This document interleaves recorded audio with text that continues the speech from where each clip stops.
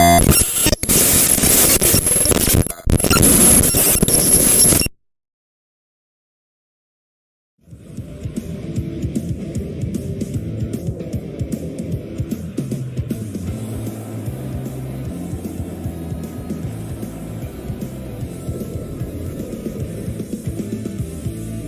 Michael K. Show on Yes is brought to you by Untuck It.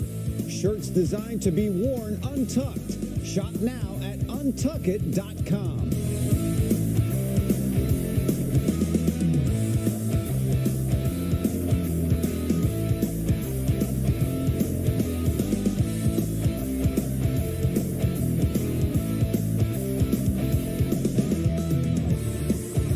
Welcome back to the show, everybody. So obviously the heavy conversation today is about the Jet loss yesterday, Zach Wilson's play or bad play, and the whole city is talking about it.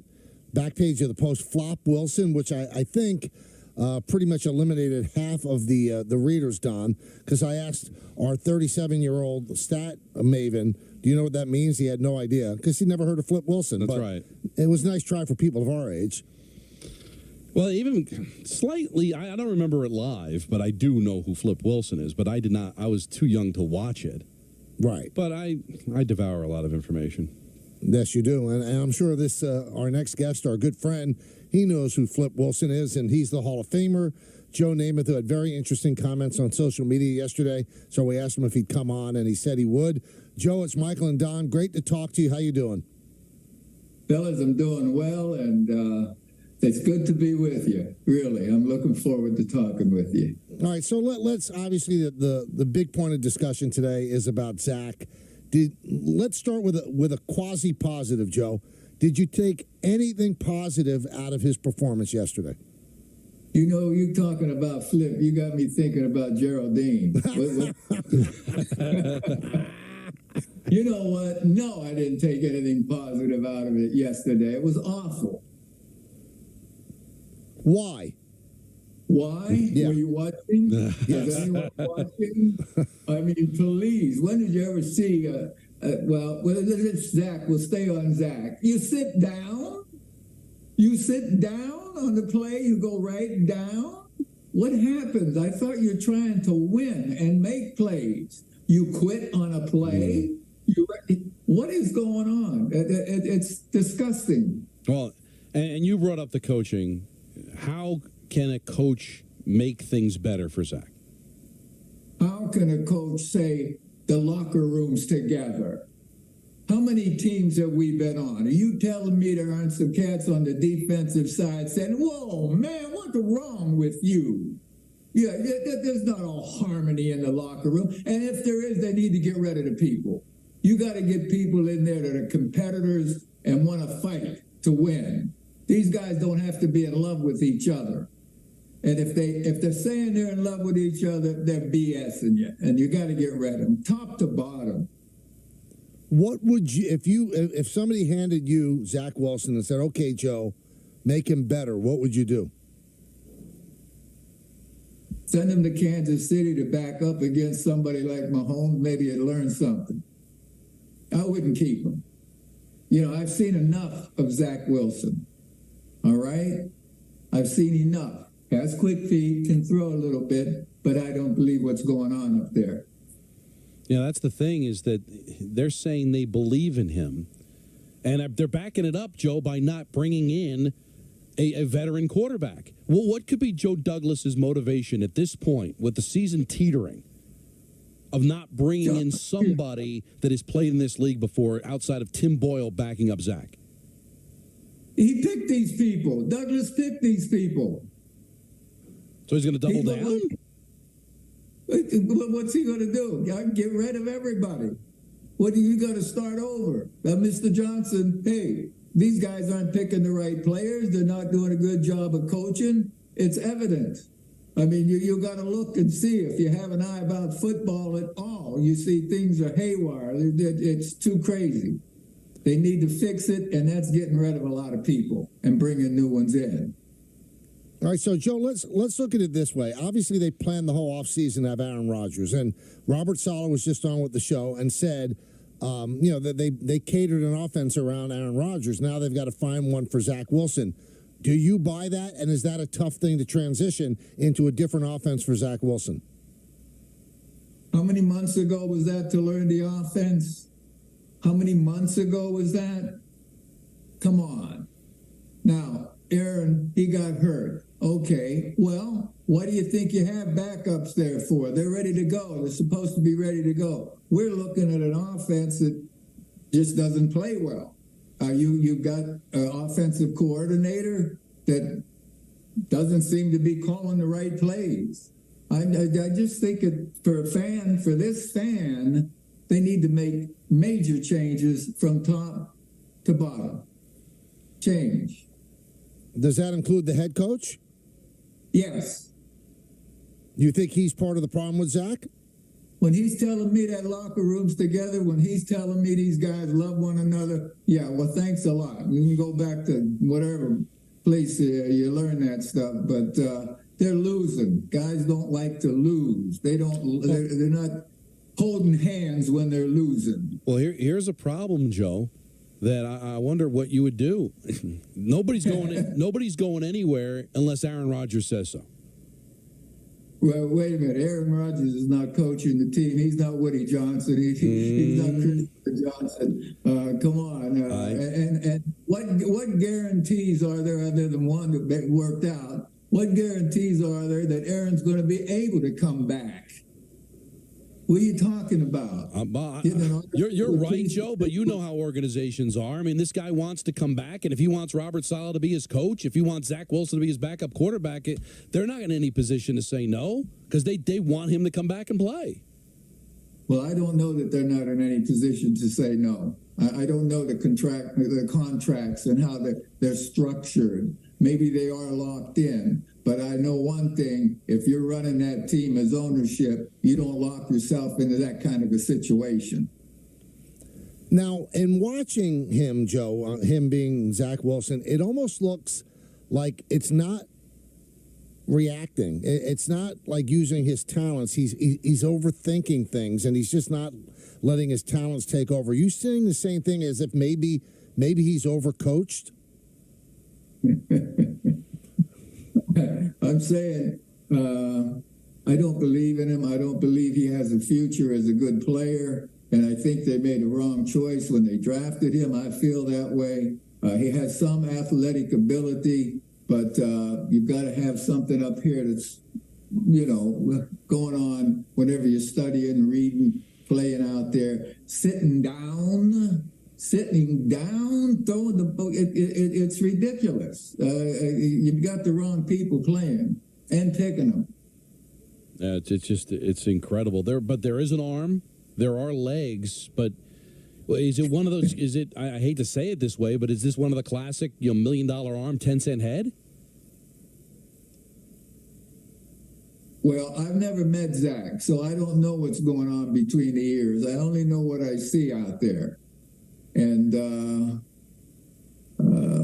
it's hard to tell what's going on between a guy's ears.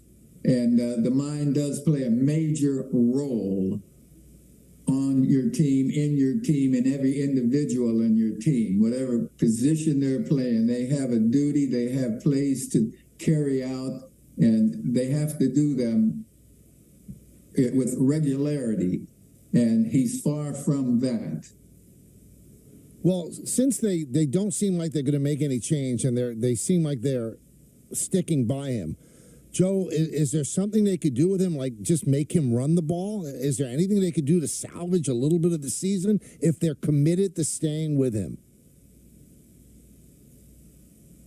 If they're committed to staying with him, and I gather they are because they don't have I don't know how good the backup quarterback is. The one that they traded away would be a good starter, and it will be someday in White. But meantime, the players all collectively have to play better, and they know that.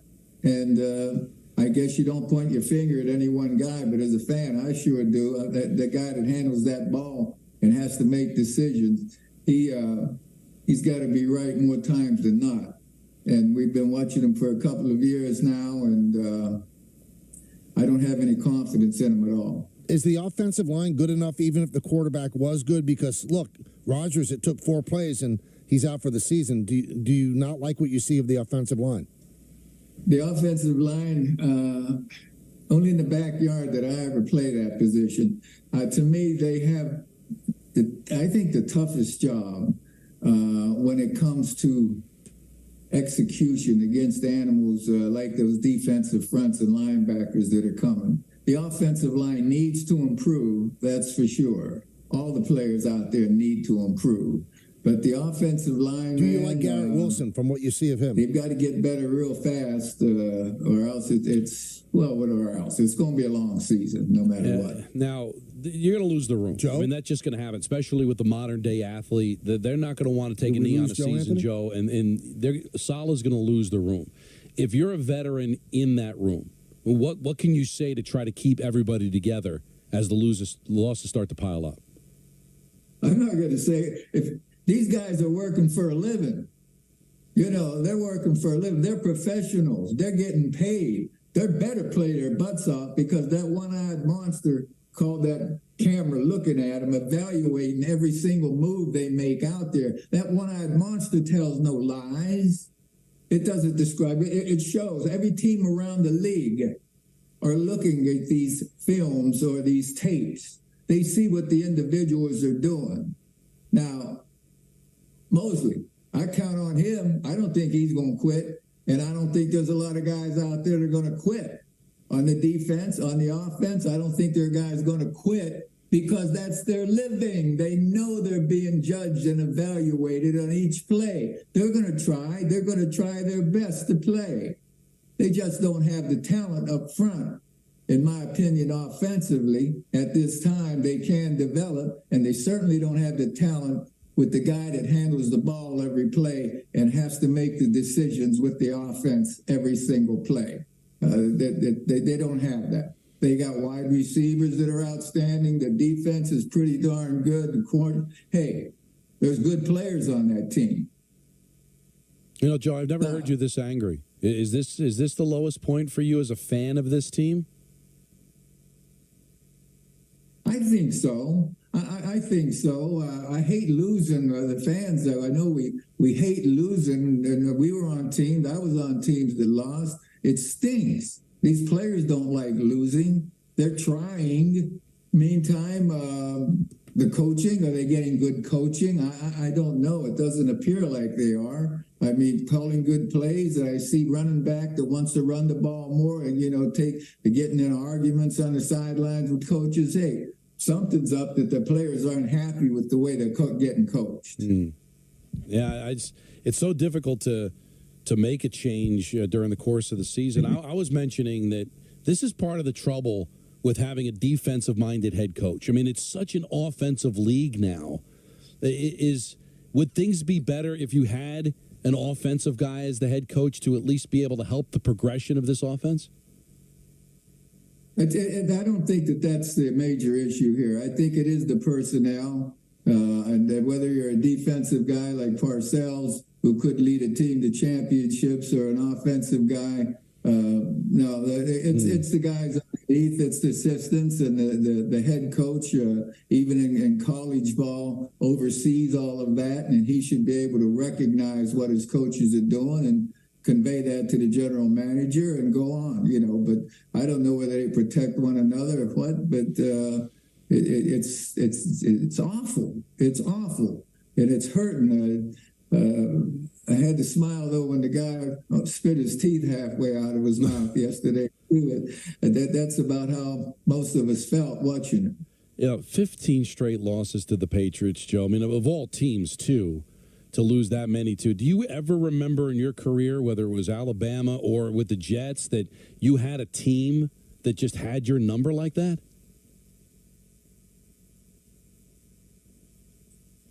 No, I don't recall that. And I guess if we look at around the league, are there any other teams that have lost 15 straight to an opponent, or division opponent? I don't know. Yeah. Well, certainly not to someone that seems to hate the Jets as much as Bill Belichick does. It just drives Jets fans crazy. We're talking to Joe Namath after another tough day for the Jets after they lose to the New England Patriots. I got to ask you as an offensive guy, we brought it up earlier in the show. Miami puts up 70 points against Denver. They can line up for a field goal to break the record. They say, we don't want to embarrass Sean Payton. We're not going to kick it. But don't you think at 70 points, you probably embarrassed them already? Would you be tempted to break the record, or do you get what Miami did there? I get why Miami didn't try to break the record. There is some respect for coaches and players, and how much you want to rub it in. You know, you put 70 points on a team. You've got them. No, I like that the coach didn't go for the field goal. Look at just to put up that many points. Just to look at this division, Joe, right? I mean, I think Buffalo's going to be fine. Miami looks like they're legit. It's going to be so difficult, even if the Jets were good, to be able to navigate through some of these good teams in the AFC and even in their own division. Well, if they were good, that'd make it enjoyable. Well, that's true. But they're not good. They don't have the personnel for the most part. But they're supposed to be talented. I mean, they've got receivers. You really think it's a personnel problem? I think from the top to the bottom, from general manager to the head coach, down through the system, the way they're running it needs changed. God, but it's so weird, Joe, because you're not wrong, but at the same time, waiting in the wings, you hope is going to be a healthy Aaron Rodgers next year. How much better do you think this team would be if Rodgers didn't get hurt? Or would they eventually get exposed for all the reasons you're talking? I have no idea. I just know it would have been better.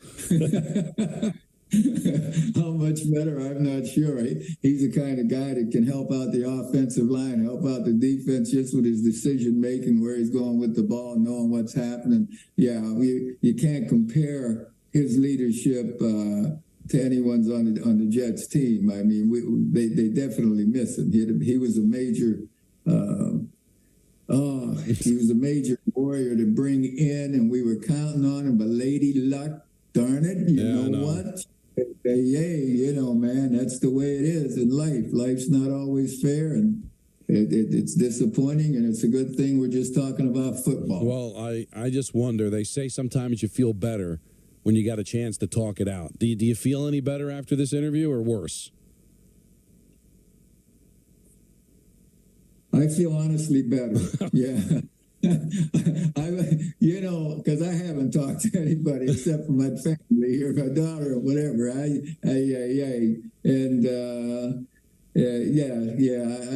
feel better that I have at least got it off my chest and explained my feelings about what's going on. Well, we're here for you. If any time you want to vent about your Jets, you've got a place here on the Michael K. Show. You know that, right?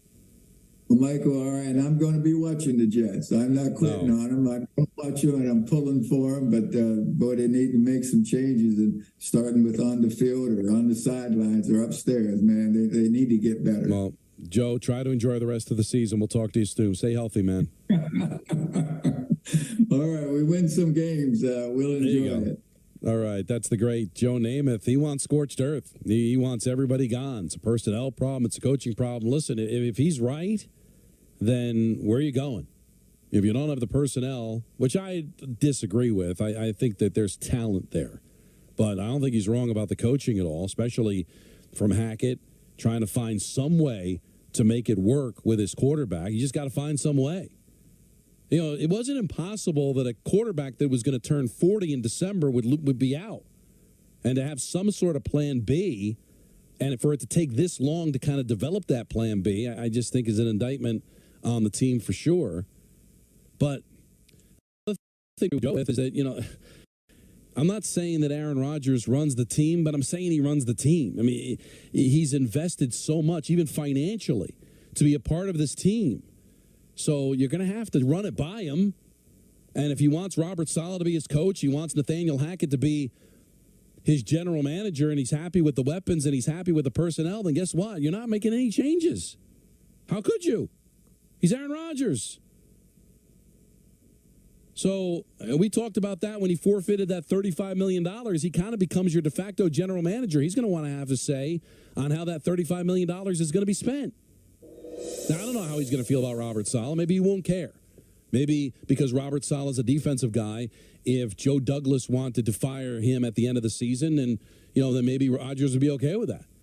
But I got to tell you one thing, and this wouldn't even be fault of Aaron Rodgers.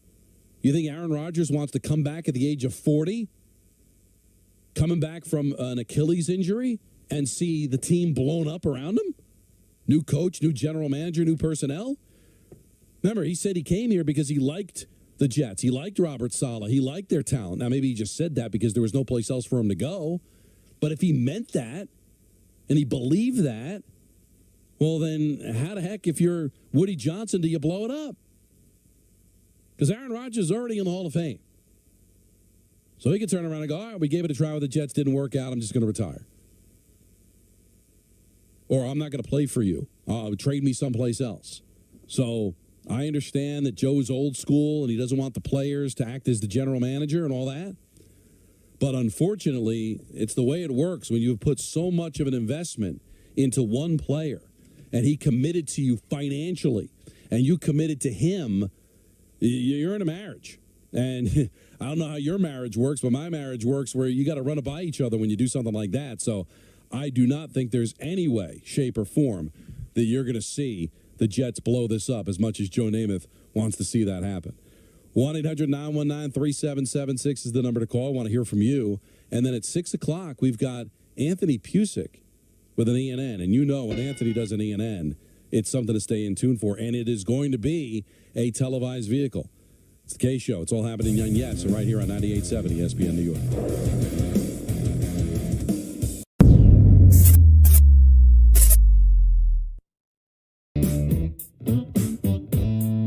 September 19th of 2024.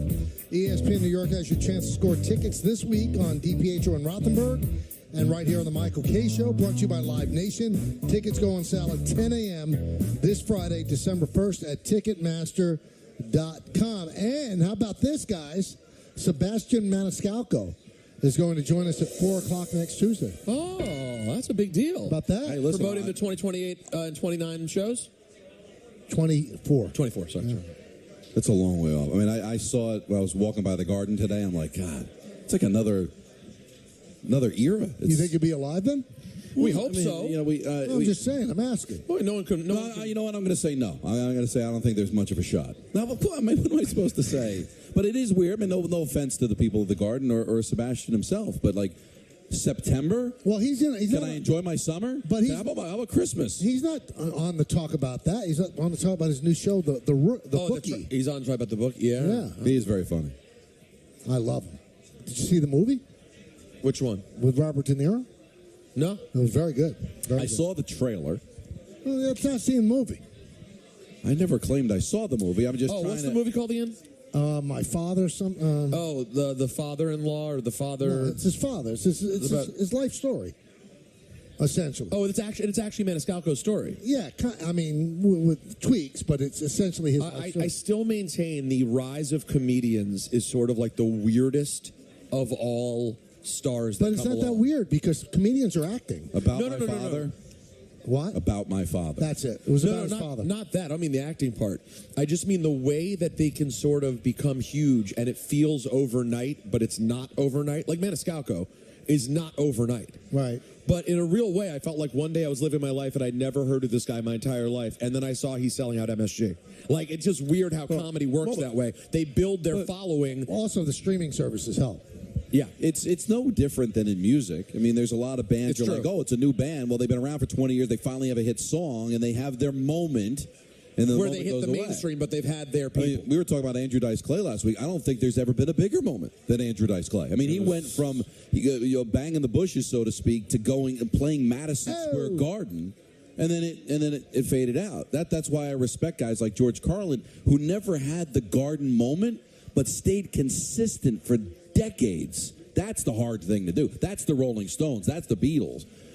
So well, that's why say whatever you want about the last couple of years and where he's gone with stuff. That's why there's not even, to me, a close second.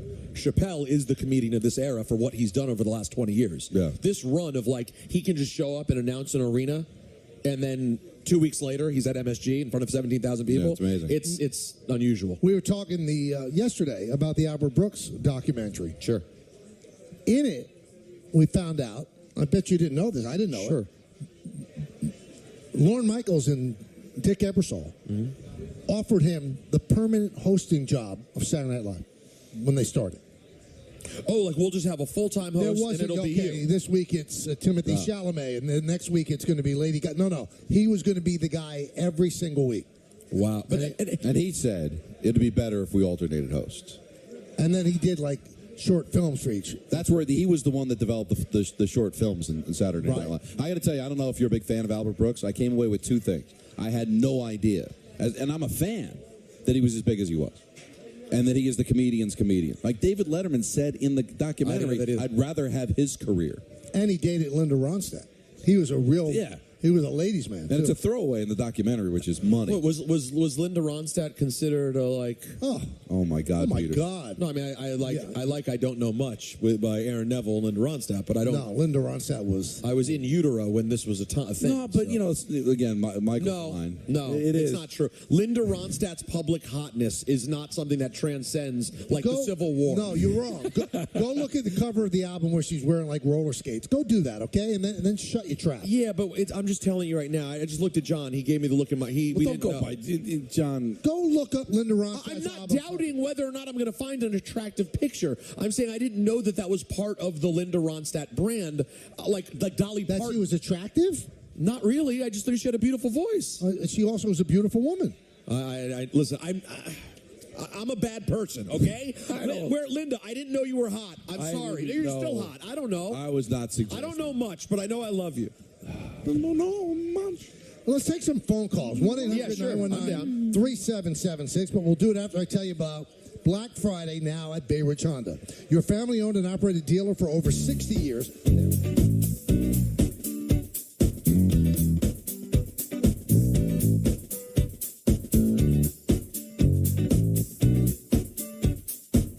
With ButcherBox, you never have to worry about what's for dinner. We deliver grass-fed beef, organic free-range chicken, humanely raised pork, wild-caught seafood, and so much more. Get high-quality meat sourced from trusted partners with free shipping always, so you can always be prepared and enjoy the important things. Sign up for ButcherBox today. All right, here we go. It's a big responsibility to be a designer.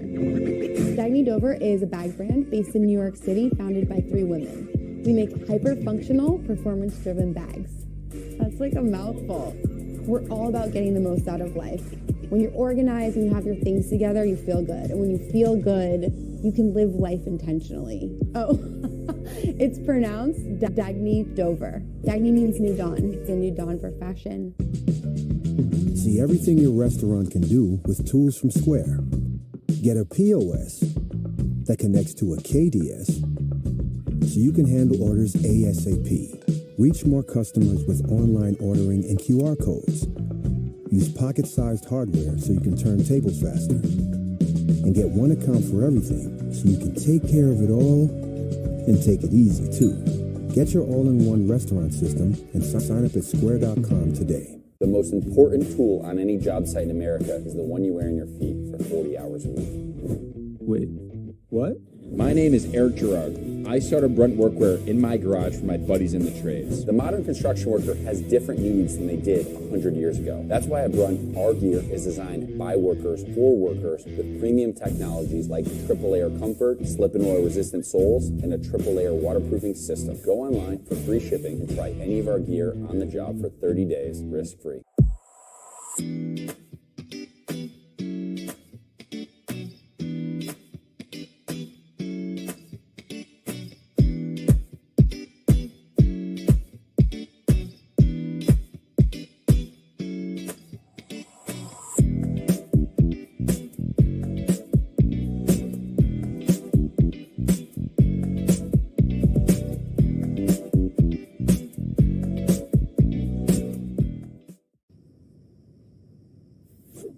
You done yet?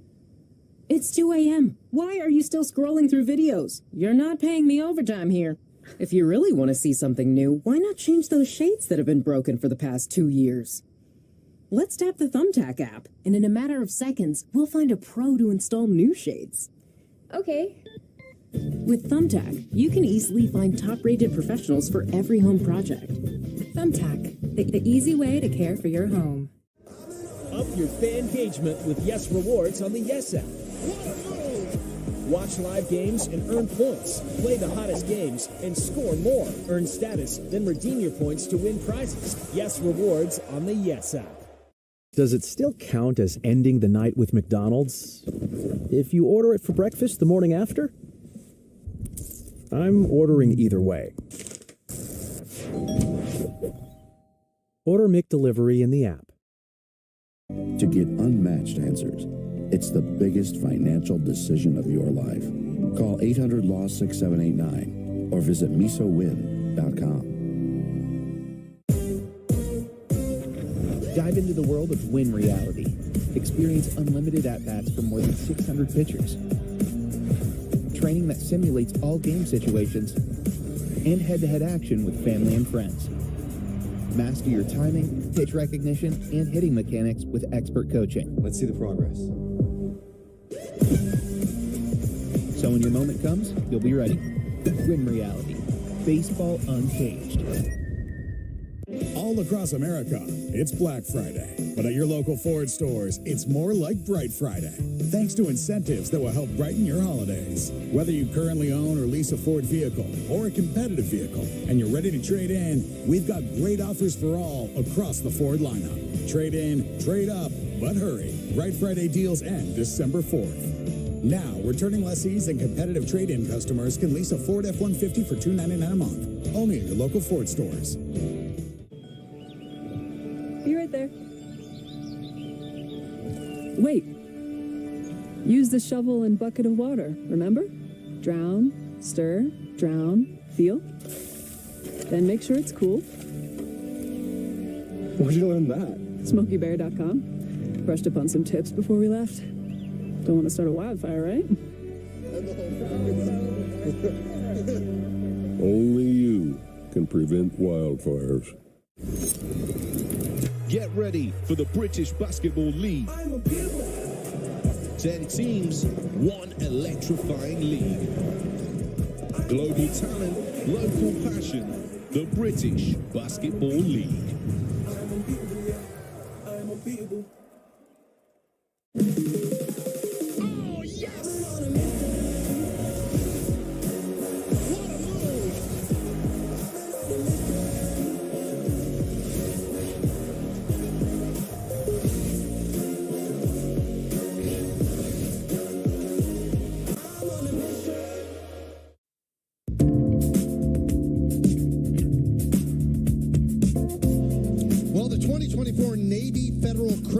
NHL Stadium Series comes to MetLife Stadium this winter for 2 games featuring 4 division rivals. The Flyers face off against the Devils on Saturday, February 17th at 8 p.m. And the Rangers take on the Islanders on Sunday, February 18th at 3 p.m. Tickets are on sale now at NHL.com/Stadium Series tickets. Keep it locked in to the K Show today for your chance to score tickets right here on ESPN New York. Let's go to Patty in Staten Island. Patty, what's up?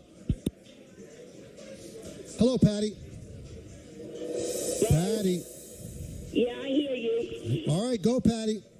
Okay, I know you're not talking about the Yankees now. Talk about everything. But I gotta ask you, honestly, what are they gonna do something? When is Hal Steinbrenner gonna get over his love affair with Brian Cashman and Aaron Boone? You know, other people do get rid of their managers and their vice presidents. It happens all the time. What is this thing that he won't let go of? Well, he thinks he isn't a fan of baseball. He is a fan of making money, but not of baseball. Well, how do you know he's not a fan of baseball? How do you know he's not a fan of baseball? What? How do you know he's not a fan of baseball? He would see that there's something wrong since we haven't won anything since 2009. Right. So, the Mets haven't won anything since 1986. Oh, please. I don't even look at the Mets. Patty, that's good stuff. We got to drop at it. Don't hang up. You didn't hang up, did you? No, I think I think somebody took the phone from her. Patty. I mean, to make That's a drop, though. To make a comment like he doesn't like it. How do you know he doesn't like baseball? And he's not firing Boone and Cashman because he doesn't think they're doing a bad job. See, that's the arrogance that drives people crazy about the Yankees. Seriously, Michael. I mean, the Yankees are a great organization, but when you get fans like that, think about the statement, Peter. We haven't won since 2009. As if like cavemen walked the earth back in 2009. And then you bring up all the Mets haven't won since 8. Well, I don't even watch them. Because all you do is consume the Yankees. You expect a championship every year. Sorry your life is so awful. Did you see this photo? Yeah. What about it? But did you see the caption? No. It's a troubling photo of you and Don, to say the least. And if you really look at the facial expressions, it's not a terribly off caption. Guy tries to do something nice. The guy tries to do something nice. I have to repost this, guys. I'm sorry. Yeah, go ahead. Let's lean into it. I have to. Why is all the food in front of me, by the way? Because you're the one they know I'm fighting a fight. You're exhuming it. Oh, that's ignorant. Because I had somebody one wing. run out and get Don some Doritos? I had one wing. There you go. Griffin in Lonnie's Connecticut. killing us on social media. Griffin in Connecticut. Hey, guys. Hello, Griffin. How are you? Great. Back-to-back calls. Go, Griff, go. Come on, what's up? Okay. I have a Yankee point.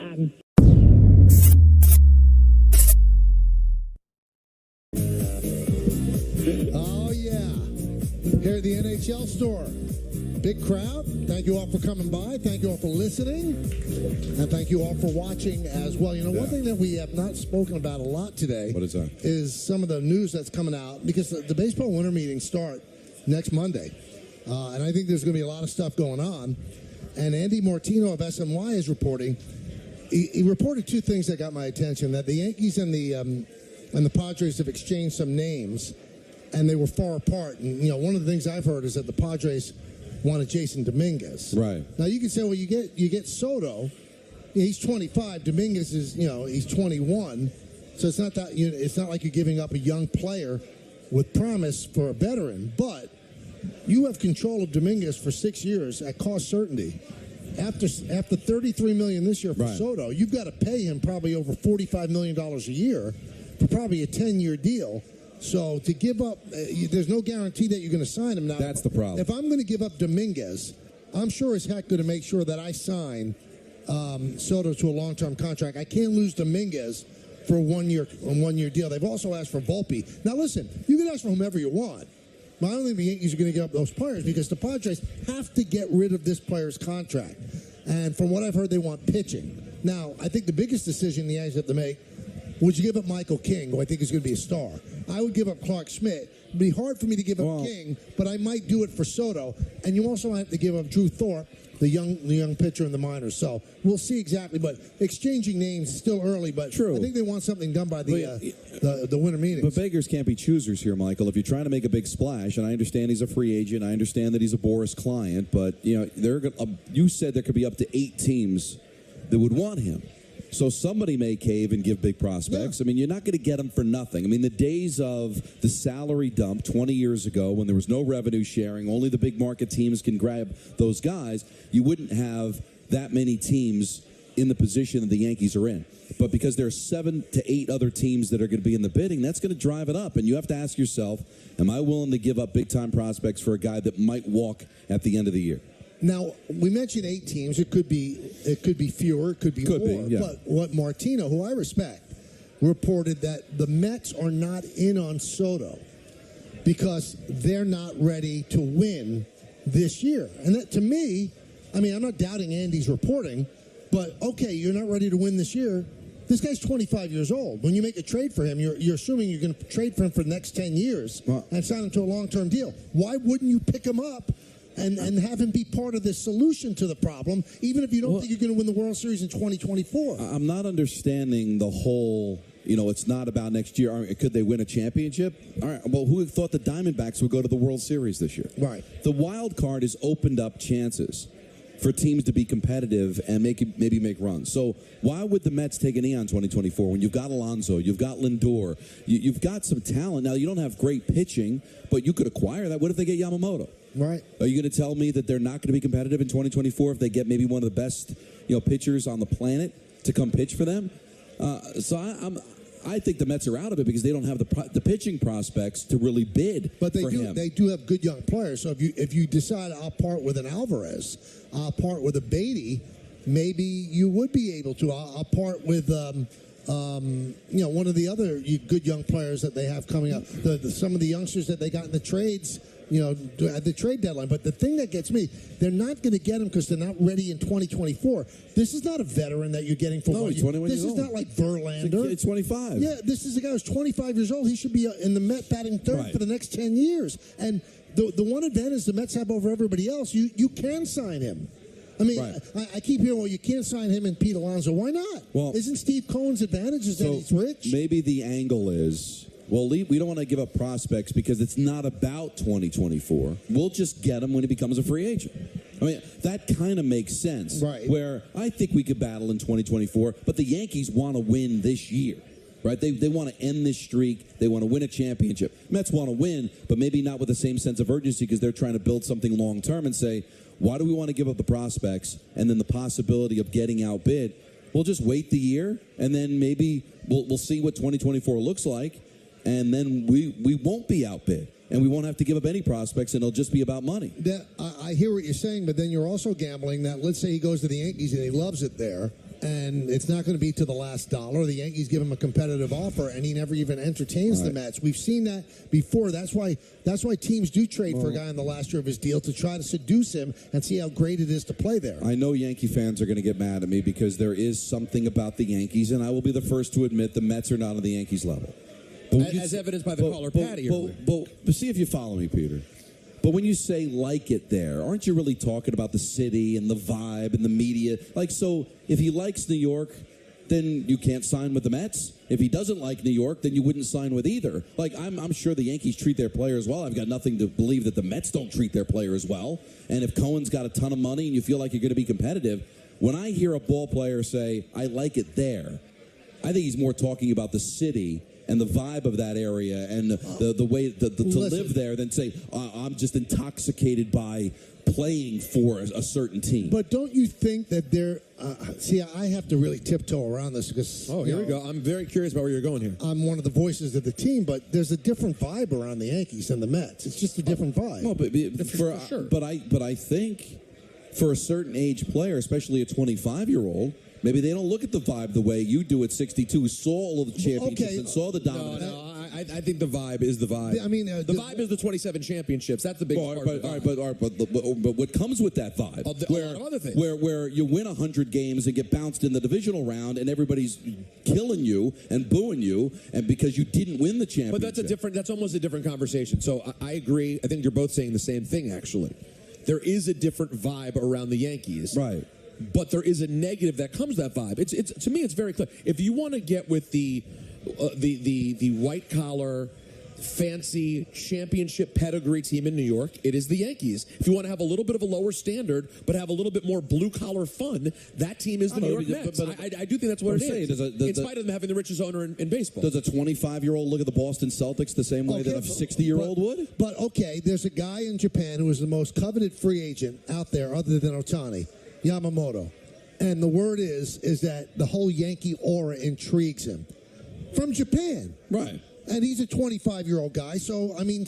but there's always... I'm not saying it's steadfast where there's no way that anybody can't be intoxicated by it. The interlocking NY is historic. But I just think that, you're also talking about the pressures of it, or, hey, listen, they haven't made any kind of run. I mean, the Mets have an interlocking NY. But it's a different one. But also, wouldn't you want, if you're Soto, wouldn't you want your home run to be called "see ya" rather than "it's out of here"? I mean, it's just. Well, I don't know why you'd go there. I love it. I love that he did. You know what, Don? You should support it. You should support him. He did the same for you. I know, but I just can't believe he's going there. Yeah, I'm just kidding. I love Gary. Gary's a Hall of Fame candidate. I'm not. He's a nominee. Well, I'm not a nominee. You should be. But I'm not. Anyway, you know what I am? I'm about to introduce Dan Orlovsky.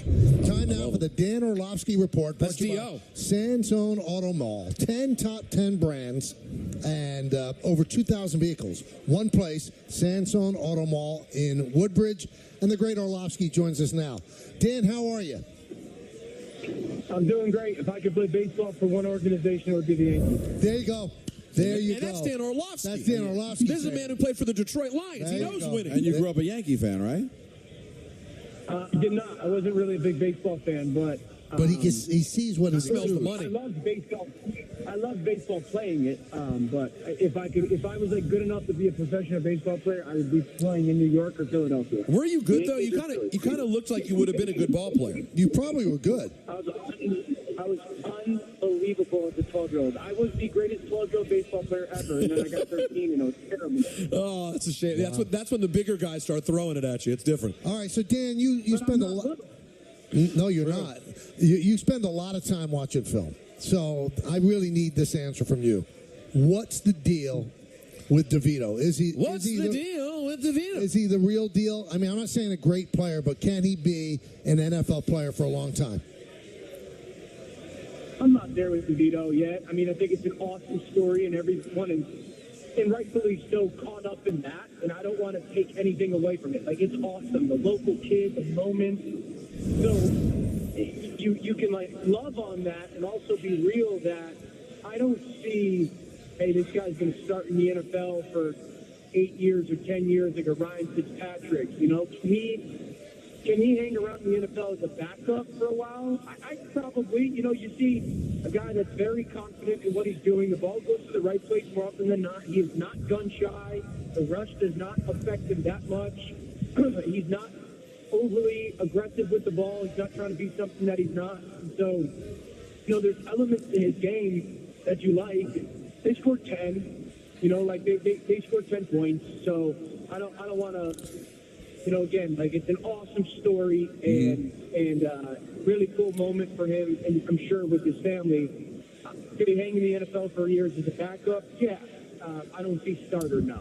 So, since you're still mathematically alive for that Monday game against the Packers, you would start Tyrod Taylor?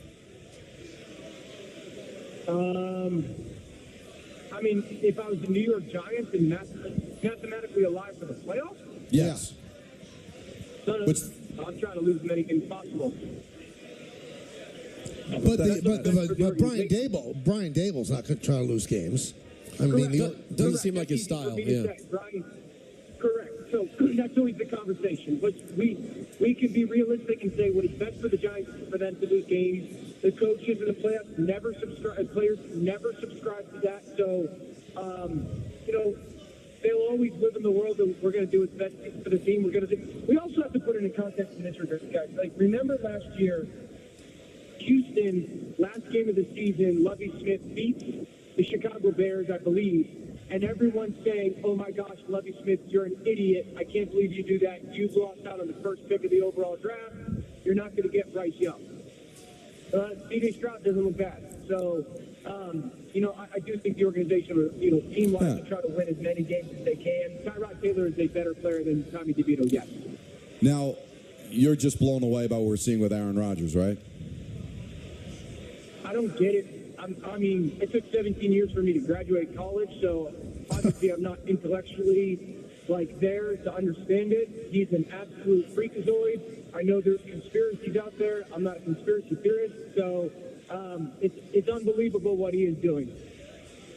All right, so now the piggyback question. Let's say he's healthy enough to play by that Christmas Eve game against the Commanders. Does it make any sense if the Jets are out of it? Right now they have an under 1% chance, according to ESPN, to make the playoffs. Does it make any sense for him to play other than to prove something? No and yes. No, it makes absolutely no sense for Aaron to play. Aaron doesn't live by that, though. He doesn't live by what makes the most sense. He lives by that, what's the least likely thing that can and or should happen? Great, I'm going to go do it. I mean, that's the story of Aaron Rodgers. So, again, I don't know if Mr. Johnson is going to step in there and say, dude, you've done it, and it's unbelievable, and the whole world knows. Is it going to be Aaron's going to go out there for a snap just to say, I accomplished the goal? Yeah. I got back and I played. Aaron, get off the field. Because we all know next year now is like, hey, all chips are in. So it doesn't make a lot of sense, but that's just not how he's wired. See, that's what I was going to ask you, can just going out there and preseason it, go out for a series and walk off the field, Could that be enough to placate his ego and prove to people that he overcame what nobody thought he could? Would that be enough? Yeah, I think so. I think so. That might be the happy ground, the happy medium, the middle ground. You know, I remember, we've seen this in other sports. I remember UConn women's basketball doing something very similar to this. There was years and years ago, there was I think like Nikisha Sales or something came off an injury. She needed a rebound to become like the career rebound leader, and she rehab. It was the last game of the year or something that the other team missed a layup on purpose. She stood there, got the ball, timeout. So it could be the happy middle ground for both parties. Yeah, because the game after Washington's against Cleveland. Like, the Browns need that game. They've got a great defense. If you're mathematically eliminated, I think it'd be ridiculous to have them face that kind of pass rush. And the offensive line injuries. Like, yeah. If you had told me the offensive line was intact, different conversation, maybe, but with the injuries, now. Can you, Dan, help us understand? And listen, we talk to Robert Saleh every week, and I think we tried our best to get an answer, but I also think all of us came away feeling empty. We just don't understand how you are incapable of finding a semi-presentable quarterback to get in there and actually make this offense move at all. Like, we understand you thought it was going to be Rodgers. We don't understand how there wasn't a better backup plan. But even as the year has gone on, it seems like we've seen quarterbacks around the league be able to at least move the ball and show some sort of ability. How have the Jets not been able to install anyone to play the position effectively? Yeah, great question. So let me ask you this. Who are those quarterbacks that you're referencing? The backups that have gone in and been functional in other teams. Give me the names. I mean, I would say, including the 4 interception game this week, Josh Dobbs is like Jim Plunkett compared to anything we've seen on the Jets this year. Yeah. Okay. So before answering the Jets question, things that are needed to get a relatively good functioning offense. Number one, you have to have a good scheme. Scheme matters. Okay? I hear you. Number 2, you have to have the person calling that scheme that knows how to weave things together and call the right plays at the right moment. Number 3, you have to have a good, solid offensive line. Those are the 3 foundational pieces of functioning offenses. Now, the level of function goes to different levels when you talk about, who's the quarterback? Okay, then who are the receivers? Who's the tight end? Okay, so that's the starting point. Now ask yourself, and I'll answer it. Do the Jets have a scheme right now that is going to help that or something to build on? No, they don't. Do they have a play caller right now? Oh, go ahead. Do they? No, they don't. And their offensive line right now, no, they don't. So when you take those 3 things that are, I think, and I really do. I like Nathaniel Hackett, and I like Todd. I do. I know those guys. If just my job, if you take those 3 bullet points I gave you, those are below average in New York right now, and I think it's indisputable to argue otherwise. Okay, so you like Nathaniel Hackett as a guy because you're part of this community and he's a nice guy, but you agree that this is not working out, and are we then supposed to believe it would work out if it was Rodgers, because whatever it is Hackett does would work with someone as proficient as Aaron Rodgers, but it can't work with these sort of amateurish quarterbacks? Is that it? Or is Hackett just not very good? I think it definitely would be working significantly better with Aaron and then the offensive line if they were healthy like they were in week 1. I think it would be working significantly better, yes. But I don't think anybody has a lot of data to point to and saying that Nathaniel Hackett is this offensive mastermind. No, I don't. Again, tons of success in Green Bay, but it does feel now that this year has happened, that was a lot more on Aaron Devon than it was Nathaniel Hackett. All right, in 30 seconds, Dan, we asked Robert Saleh this on Monday, and he literally laughed at us. Does it make any sense to be playing Boyle or Simeon? Don't you just keep running Zach out there? Because Boyle's not your future. He's a 29-year-old, even as a backup. Simeon's not your future. Rodgers is your future for the next 2 years. Doesn't it make sense to try to get something of value out of Zach Wilson? Yeah, I mean, you guys know where I stand. I would have kept playing Zach. I thought Zach was playing good football. I thought he was the least of their problems. I would have liked to see different schemes deployed. And so that being said, like, yeah, I would have kept going with that, yes. Every time I hear Dan say play good football, and I love you, Dan. You're killing it. You're a superstar in our industry. I want to hear I want to play like do do do do do. I mean, he was playing like presentable football, and I'll give you the comp. Okay. And I know I'm a hackadoodle-do, and I know mostly about my own team, but I'll give you the Commanders comp.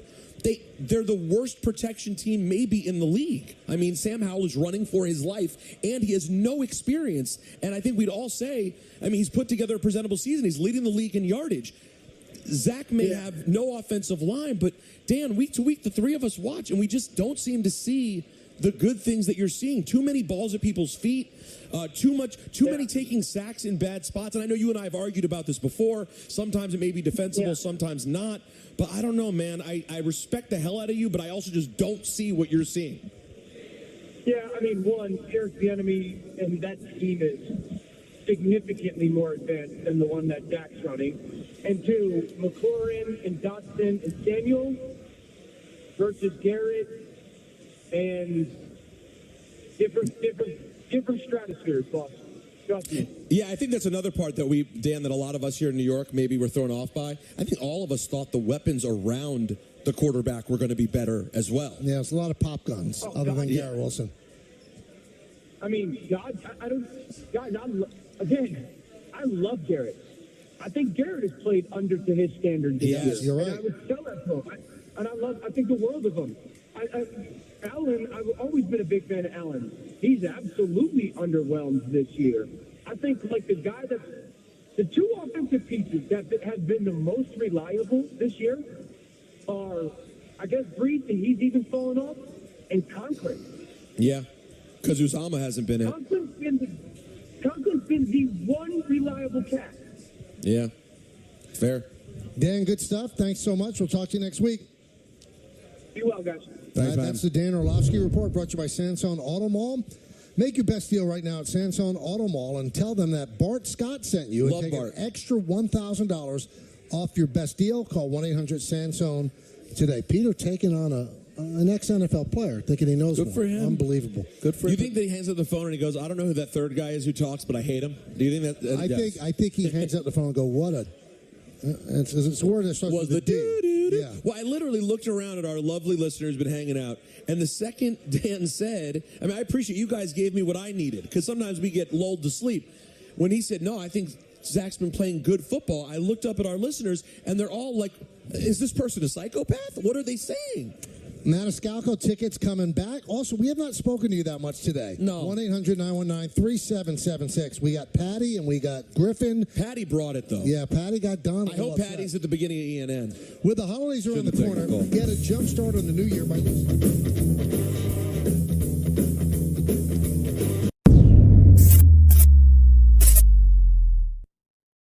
Tournament, they play at Atlanta a week from today and host the Wizards next Friday. Next up on the schedule is the fourth game of the Nets' 5-game homestand when they welcome in the Hornets. Our coverage begins with the pregame show at 6:30, followed by opening tip a little after 7:30. It's the Nets and the Hornets. Coverage starting at 6:30 tomorrow right here on Yes, and streaming, of course, on the Yes app.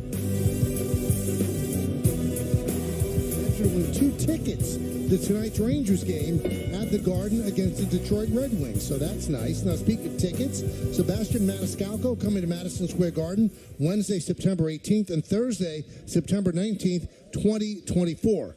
Be caller number 99 for Wayne Gretzky. No. Right now at 888-987-ESPN, and you can score a pair of tickets. Brought to you by Live Nation. Tickets go on sale 10 a.m. this Friday, December 1st at Ticketmaster.com. For full contest rules, go to ESPNNewYork.com. Let's go to the phones. Let's go to Anthony in Glen Cove. Anthony. Hey, how you guys doing? Great. You? Not bad, not bad. Long-time listener, maybe second-time caller. Shout out to company. Shout out to Dice Chat, me and my friends. I just wanted to come on here, really ask you for your honest opinion. I know you have an agenda, or maybe not an agenda, but you are New York radio. So I want to know, compared, from a take from Dan Orlovsky, an NFL quarterback, what is your honest opinion on what he said? I know Peter touched on it, but I just wanted to know your honest opinion, really, of the Well, fact I mean, if you've listened to the show, Anthony, and it sounds like you have, and we thank you for the call, I think he's been terrible. I think he's been awful. Dan Orlovsky sees things through a different lens than we do, so I appreciate that. From my untrained eye, he's been dreadful, and he's gotten benched 3 times. So they don't bench a guy for no reason. He's lost confidence. He does not think he could play the position the right way. So no, I don't think he's played well at all. Although I think he should be the guy playing. I'm glad that caller came in because I wanted to bring this up, and we were running out of time because we ran late with Dan. Yeah, Peter didn't care. We're getting caught up. Sorry. We're getting caught up in Dan saying that he has played well, and not getting down to what the message is from Dan. That this team is poorly coached offensively.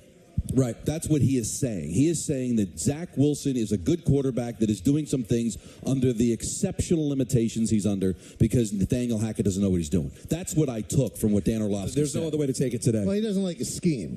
Yeah, he said it nicely. That's a nice way of saying you've got a nice personality. Yeah, I was about to say, what does a coach have? No, it's even worse than that, Don, because a personality is a real thing. It may be a thing men don't talk about, but it's a real thing.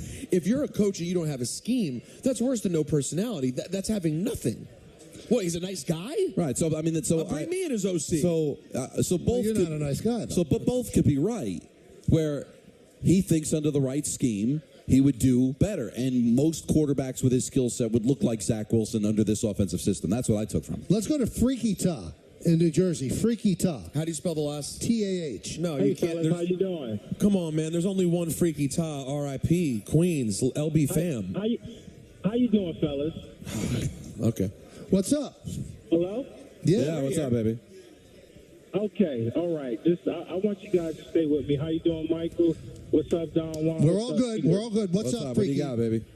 Good. I want you guys to stay with me, but I wanted to say this. I just wanted to thank Don Juan and Peter, right, for just really being an important piece to your show, Michael, and I really want you to listen to me. Yeah. I listened to you a couple years ago when I was younger. Mind you, I just turned 35. Okay. November 9th. Core demo, Michael. Right? So just listen, just hear me out, Michael. Well, please go on. Damn it. Come on. You have no football knowledge, man. Oh, no. All right. Oh. He makes him sell your points. Yeah. Okay. Thanks, Freaky. We appreciate your time. Oh. Wow. No. Yeah. You guys don't understand. So that was Bill Belichick, right? He has more knowledge than I do. Apparently so.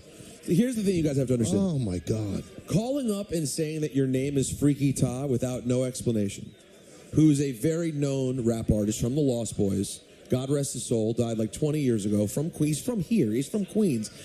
Just to look up and see that it says Freaky Ta's on the phone, if you were watching TV, you'd go, oh, my God, turn the volume up. Someone's calling from heaven. So I needed an explanation on how you had... So you think the signal would be bad if they were calling from heaven? Right, I don't even think he knew what it meant then. And then I explained it. I mean, it's not like his name said Steve Johnson. It says Freaky Ta. There's only one Freaky Ta.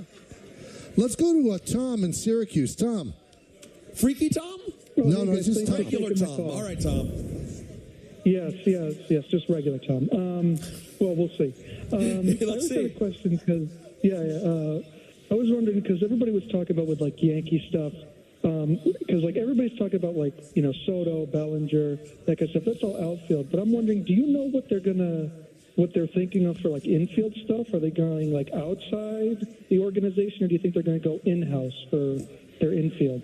Well, I mean, their infield is pretty much set. I mean, let's say they don't trade Torres. So let's operate under that assumption. So it's Rizzo at first, Torres at second, Volpe at third, and LeMahieu at short. Volpe at short and LeMahieu at third. And you could probably put Peraza in there. Now, if they end up trading Torres, which I think they probably will, then they'll put Peraza at second base and they'll play LeMahieu at third. But you're acting like they have all these holes to fill. They don't. They have a first baseman, a second baseman, and a shortstop. Well, I guess if Rizzo comes back. But he's going to come back. He had a concussion. No, I know, but it wasn't like he was performing all that well. He was performing great till he got hurt. Right. Now, was it all the concussion? And sometimes guys don't come back 100% from concussions. You hope he will. Let's go to Mark in Manhattan. Mark. Hey, what's going on, guys? How you doing? With the Yankees' speculation about getting Soto, in my opinion, I don't think Soto makes the Yankees that much better than last year. I mean, Soto's a great addition to the team, don't get me wrong, but you're going to have to give up numerous pieces of your farm system. And but let me stop you. Then how wouldn't you'd give up pieces of your farm system that are not playing and didn't play last year? You're adding one of the greatest hitters of all time to bat third behind Judge. How are they not better? Well, it makes them a little bit better, but my No, not a little bit better. A hell of a lot better. Who did they have playing left field last year? Who did they have playing center field? So Soto is filling one of those roles. How are they not exponentially better with him? Okay, but last year, pitching was a huge issue. Huge issue. Aside from Garrett Cole, who else are you going to throw out there? Severino was terrible. Cortez, I understand he had health issues. He wasn't good. Who else do you have? Okay, so if you go with that same bad pitching, by the way, their bullpen was outstanding. If you go with that same bad pitching that you just said, and you add a guy who in his first 6 years in the big leagues has numbers that have only been matched by Ted Williams, you're telling me they're only a little bit better? Do you really think they're going to go into the season without starting pitching? I'm telling you, you're viewing this the wrong way. Their starting pitching is not that bad, Mark. The bottom line is this. You've got Cole, who just won the Cy Young Award. You're assuming that Nestor Cortez is going to come back healthy. I'm sorry, I don't believe Rodon is as bad a pitcher as he showed. I think that he's due for a bounce back. Michael King became a very good starter when they transitioned him to the rotation. And Clark Schmidt, by the way, gave them 32 starts of reasonable baseball. That's a good number 5. Then you saw Vasquez, who also showed that he could pitch a little bit. They've got some young arms, too. Don't think their pitching is that bad. That's why the Padres are negotiating with the Yankees, because the Padres need pitching. They just lost 700 innings of pitching from this team last year. They need young, controllable pitching, which the Yankees have. How anybody in their right mind could say that if you trade players that were not on the team last year and you add one of the greatest hitters of all time, a left-handed hitter like Juan Soto, and you're only a little bit better? Have I lost my mind? No, do I know baseball the way that guy thinks I know football? You know what? The calls have been great today. Oh, my goodness gracious. Painful. Do we have an ice pick I can put in my forehead? Oh, an ice pick in the right. I mean, it's the NHL. There's ice out there. Did you see the skating rink? Wow. Maybe they got a pick. Wow. Right in the forehead. The Michael K. Show Holiday Party returns on Friday, December 8th at your mother's house in Garden City Park, Long Island. We'll have plenty of giveaways for fans in attendance, including ticket packages from the Jets, the Knicks, the Rangers, and the Islanders, plus special guest appearances by Wally Zerbiak, Amani Toomer, Rick DiPietro, and more. So please mark your calendars and get ready to spread some cheer at the Michael K. Show Holiday Party. It's Friday, December 8th at your mother's house in Garden City Park, Long Island. Brought to you by the New York Islanders, Jake's 58 Casino Hotel, Yingling Traditional Lager, and Flight by Yingling, the perfect beers for the holiday season. Security Dodge. Visit securitydodge.com and come get some selection, and also benefiting the Garden of Dreams Foundation. Don, tell me about cars. It's Don LeGreg here for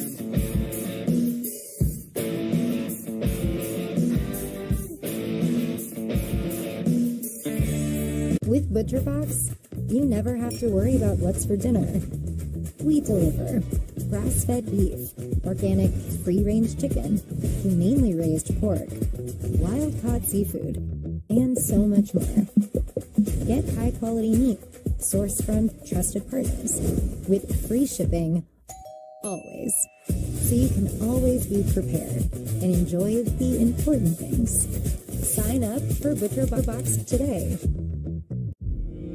My goal is to become the place where parents and caregivers come to find childcare that works for them. My goal is to build the largest university in the world. My dream is to be the telemedicine provider for kids and families to stop generational trauma. I want to change culture. I want to enable these gaming communities to become self-sufficient. That's the goal. I'm Jessie Dover, co-founder of Dagny Dover. New York isn't for the faint of heart. The gear you carry around not only has to look good, but it has to work even better. That's why we create bags like the Landon Carryall, a bag that allows organizational junkies like me to be ready for whatever life brings. A bag that allows me to feel good about the things I carry. After all, this city is a reflection of who I am, purposeful, resilient, and ready to face whatever comes my way. Custom Ink helps us celebrate and drive our students' achievements with custom gear. They love Custom Ink's different styles and designs. We love how Custom Ink makes the process simple with their easy-to-use design lab, expert artists ready to help, and unbeatable customer service.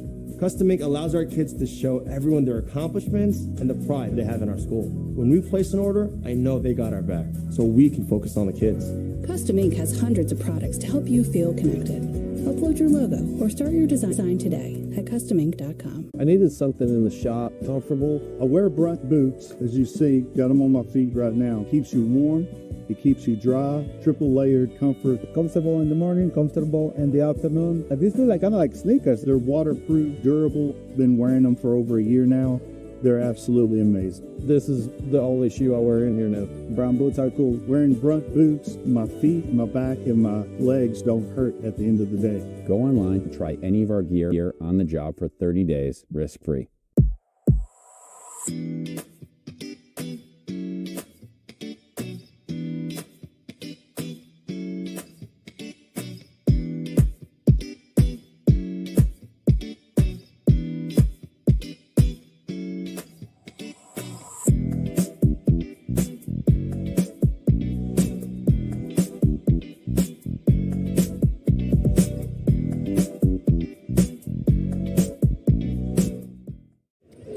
Get ready for the British Basketball League. 10 teams, one electrifying league. Global talent, local passion. The British Basketball League.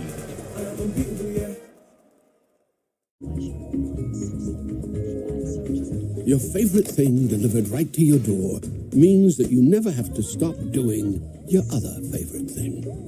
Nailed it. Order McDelivery in the app.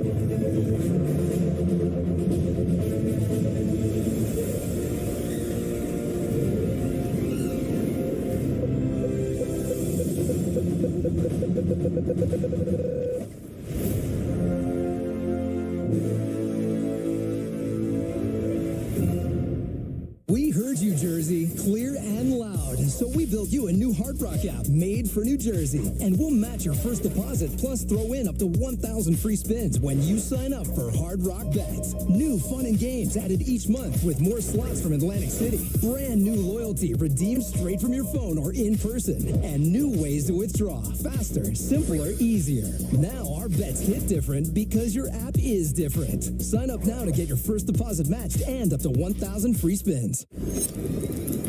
Get ready for the British Basketball League. 10 teams, one electrifying league. Global talent, local passion. The British Basketball League.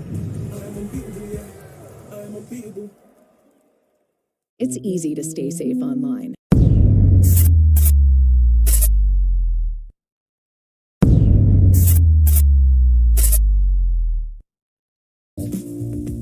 Ohtani. And from what I hear, you know, the whispers in the business, he doesn't really want the East Coast. I guess he looks at Toronto as a different aspect. It's not like the East Coast. It's also a dome, so he doesn't have to deal with cold weather. And then you've got the teams in California, San Francisco, and the two LA teams. But so the Mets weren't in on him. And no amount of money can ever convince somebody to come somewhere. Right. Like Craig Counsell, I guess, didn't want to manage the Mets. He wanted to be close to Milwaukee, so he signed a big money deal with the Cubs. Cool. Well, Yamamoto seems to have an affinity for the spotlight and says that, you know, I've heard from people, is a real big fan of the Yankee legacy and their striving for greatness and all the championships. He likes that. So he's willing to play in New York. Steve Cohen and David Stearns, his boy wonder, flew out to Japan for a short, meeting with Yamamoto. They flew halfway around the world for a short meeting. You tell me, Don LaGreca, longtime Met fan, out of his crib. Right. How do the Mets not come away with Yamamoto? How is it possible where the biggest advantage that Steve Cohen has that makes other owners shake in their boots is that there is no money that's too much for him? None. So if you went around the world, halfway around the world to get this guy, and that is your priority, how is it possible that you allow him to go anywhere else? Like if the Yankees offer him $35 million, how do you not go to 40 when you gave an old pitcher $43.5 million? How is it possible that Cohen does not secure Yamamoto? Explain that to me. I can't. How can I? You want him. You've got the financial wherewithal. I thought the whole thing about Steve Cohen being here was that he was going to spend the money. If he needed to spend the money on the right player, he was going to spend the money. That he had the rest of Major League Baseball shaking in their boots, that he was going to spend like a drunken sailor and completely put the economy of baseball out of whack. You want him. You flew halfway around the world to talk to him. How do you get outbid? How? Unless you're telling me that you're leaving all of your faith in Stearns, who's your baseball guy, who's going to tell you, listen, I know you want him, but we're getting to the point now where this doesn't make a lot of sense. And he just decides to rely on his baseball people and caves in. But if you want him, and you're whether you like it or not, Michael, you're competing with the New York Yankees. You're competing for the back pages. You're competing for the opening monologues in sports radio in New York. You have the money. You don't seem to care about the luxury tax. You didn't care about it last year. You're trying to overcome what was a disastrous season last year. You would think that you wouldn't allow yourself to be outbid. And if you're going to allow your baseball people to talk you out of it, well then, all right, that's fine. If that's the way you want to go, well then I guess you're just like any other owner, right? Then the financial power that you have, you're not willing to utilize.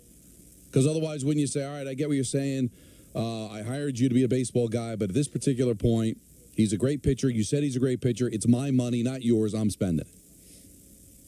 Right? Yeah, that's the way I'm looking at it. If I was every owner and all the teams that want Yamamoto, and you know that Cohen is in on it, well, how does he get outbid? Because I don't know how you find religion one year to the next.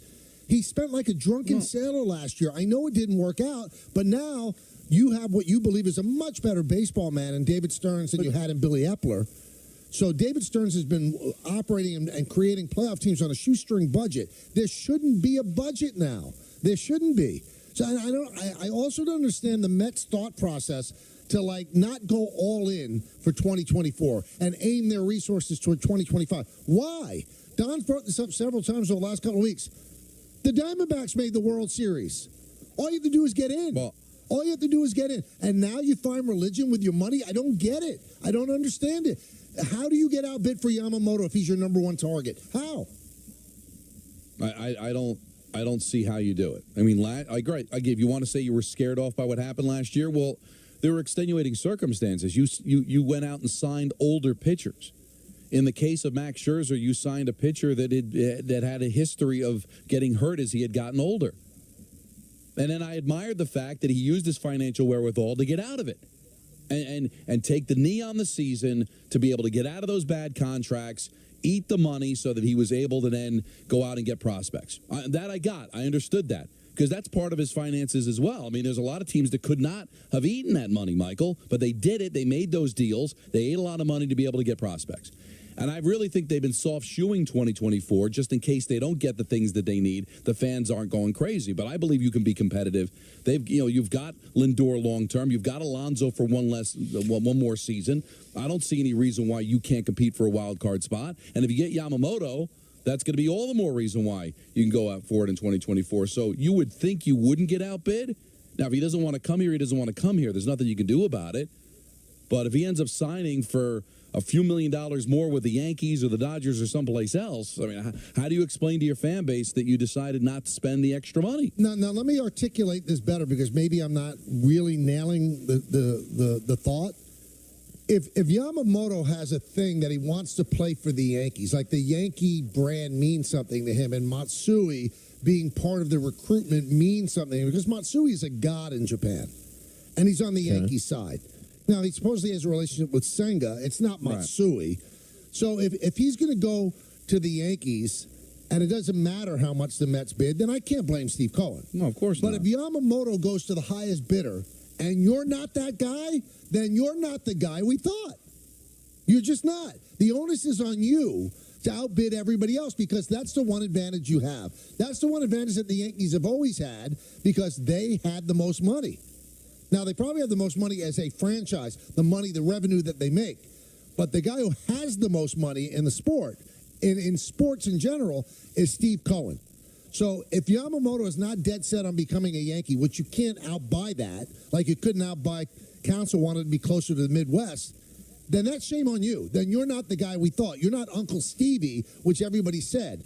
Because if it comes down to who's going to outbid somebody, Right. like if Yamamoto ends up with the Cubs, because the Cubs spent more money, then I'm sorry, David Stearns has too much of an influence on Cohen. Because he had too much of an influence on Cohen already to get rid of Buck Showalter. Made no sense to not have Showalter at least be here for this year.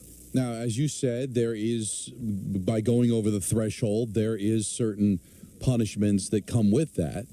Like you saw the Mets drop in the draft. But so did the Yankees.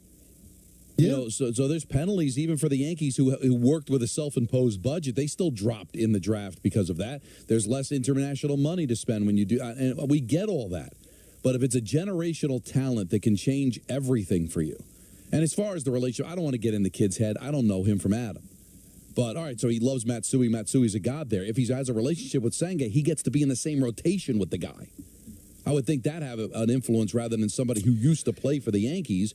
If he's got a relationship with Senga, he can be in the rotation with him for the foreseeable future. When it comes to the conversation, Michael, about the money, who's got what, who's willing to spend it, doesn't it always still come down to the fact that if a team spends a ton of money, they're going to end up getting it back somewhere, and likely that will come through things like the fans paying for it? If they spend a lot of money and they win. Like last year, I mean, Steve Cohen probably lost $200 million on the money they took in and then the money that he paid out. I mean, his payroll with the taxes was about $500 million. That's why the Padres, the Mets aren't the Padres. The Padres couldn't support the money they were spending. I don't think the Mets revenues could support what Steve Cohen was paying. Steve Cohen, out of his own pocket, ran the Mets. But isn't that his strength? So until they build the infrastructure up. Generate more money than the Mets. Right. But with Steve Cohen willing to spend his own money, he can make the Yankees into almost a small market team compared to him. Like, this guy is a billionaire. Like, Hal Steinbrenner's a billionaire. Under the pretense if he ever sold his team, he'd make $8 billion off the sale of the team. But they are self-contained. Steve Cohen's got money coming out of money that has nothing to do with the Mets or Major League Baseball. So that changes the game. Now, I don't think that's right, Michael. I don't like that there could be a guy out there that could outspend everybody else and have nothing to do with their ticket sales or their television revenue or anything like that. I mean, it does seem like it's unfair. I've got to be fair about that. And I do feel bad for the smaller market teams or the smaller owners that can't afford to bid that way. But having been a Met fan in a major market, basically feeling like I was rooting for the Kansas City Royals for 20 years, you do feel that you have a distinct advantage that if he's not going to use it, Michael, then what good is it? And it's going to be interesting, too, I think, because of all the things we're talking about, they're going to make that quote-unquote run in 25. That should be the Yankees' biggest concern when it comes to Soto.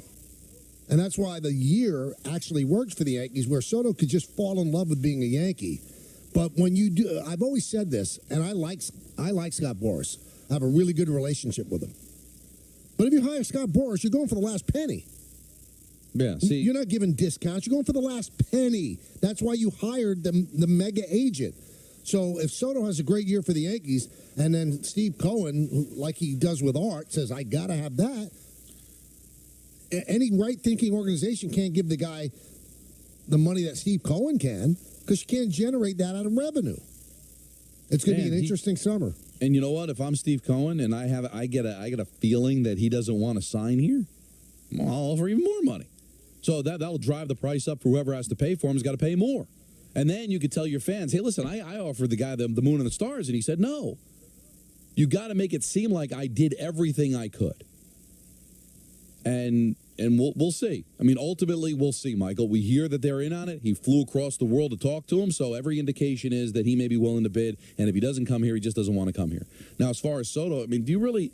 I don't know. Maybe I'm wrong. Do you really need to play for the Yankees to find out how cool it is to be a Yankee? Yeah, I think you have to know. I think there's got to be a way, the way the organization treats the players, the first class, treatment, the clubhouse, the whole deal. I think you do have to know, and you also have to know if you like playing under that sort of pressure to win. Well, see, that's a different story. But I'm sure the word around Major League Baseball is that it's cool that the Yankees treat their players right. I mean, this is not North Dakota.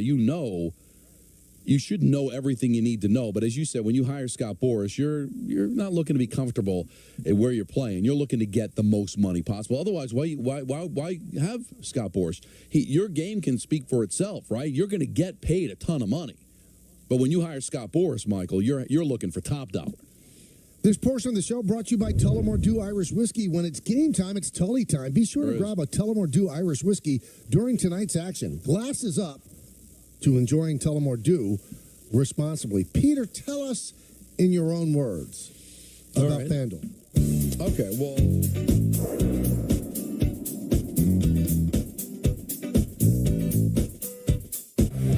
With ButcherBox, you never have to worry about what's for dinner.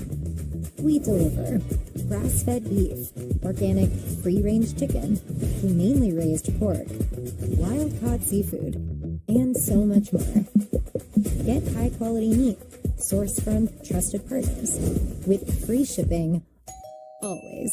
So you can always be prepared and enjoy the important things. Sign up for ButcherBox today. My goal is to become the place where parents and caregivers come to find childcare that works for them. My goal is to build the largest university in the world. My dream is to be the telemedicine provider for kids and families to stop generational trauma. I want to change culture. I want to enable these gaming communities to become self-sufficient. That's the goal. All right, here we go. It's a big responsibility to be a designer. Dagny Dover is a bag brand based in New York City, founded by 3 women. We make hyper-functional, performance-driven bags. That's like a mouthful. We're all about getting the most out of life. When you're organized and you have your things together, you feel good. And when you feel good, you can live life intentionally. Oh, it's pronounced Dagny Dover. Dagny means new dawn. The new dawn for fashion. See everything your restaurant can do with tools from Square. Get a POS that connects to a KDS so you can handle orders ASAP. Reach more customers with online ordering and QR codes. Use pocket-sized hardware so you can turn tables faster. And get one account for everything so you can take care of it all and take it easy too. Get your all-in-one restaurant system and sign up at square.com today.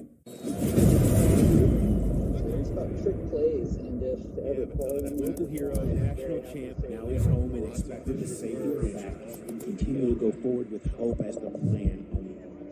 What's up, guys? I wish this was in person so I could buy each one of the beer or something. Let's play the game. Hey guys, am I dreaming or can we actually win this thing?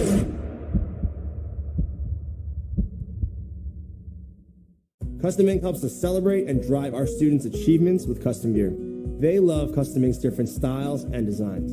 We love how Custom Ink makes the process simple with their easy-to-use design lab, expert artists ready to help, and unbeatable customer service. Custom Ink allows our kids to show everyone their accomplishments and the pride they have in our school. When we place an order, I know they got our back, so we can focus on the kids. Custom Ink has hundreds of products to help you feel connected. Upload your logo or start your design today at customink.com. Boost your streaming experience with live stats on the Yes app. Real-time features like player stats, game leaders, and play-by-play are available now on phones, tablets, and now on connected TVs. Live stats while you stream, now on the Yes app. Your favorite thing delivered right to your door means that you never have to stop doing your other favorite thing. Nailed it. Order McDelivery in the app. At DraftKings, and all through the house, slot reels were spinning, jackpots were shouting, presents were wrapped for our players with care, delivering offers all season. Celebrate anywhere. America's top online casino, spreading the cheer. It's holidays on the house. It's finally here. Download the app, play $5, get $100 instantly in casino credits, plus a share of $5 million on offers this season. The crown is yours. Welcome to Win Reality. Experience unlimited at-bats from home any season, anytime. See game speed pitches from more than 600 pitchers. Get ready for game time with game simulations.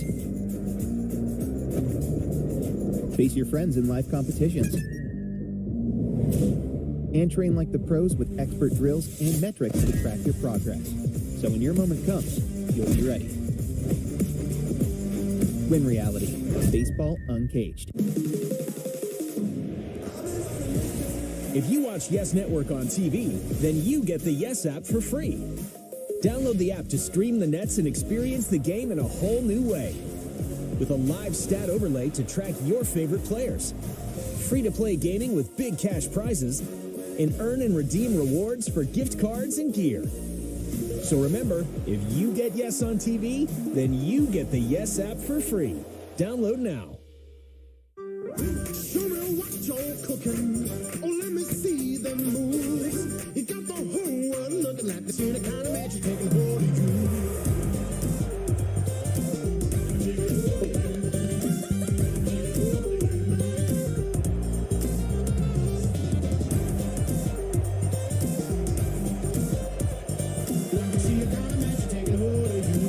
If you get Yes on TV, then you get the Yes app for free. Download now.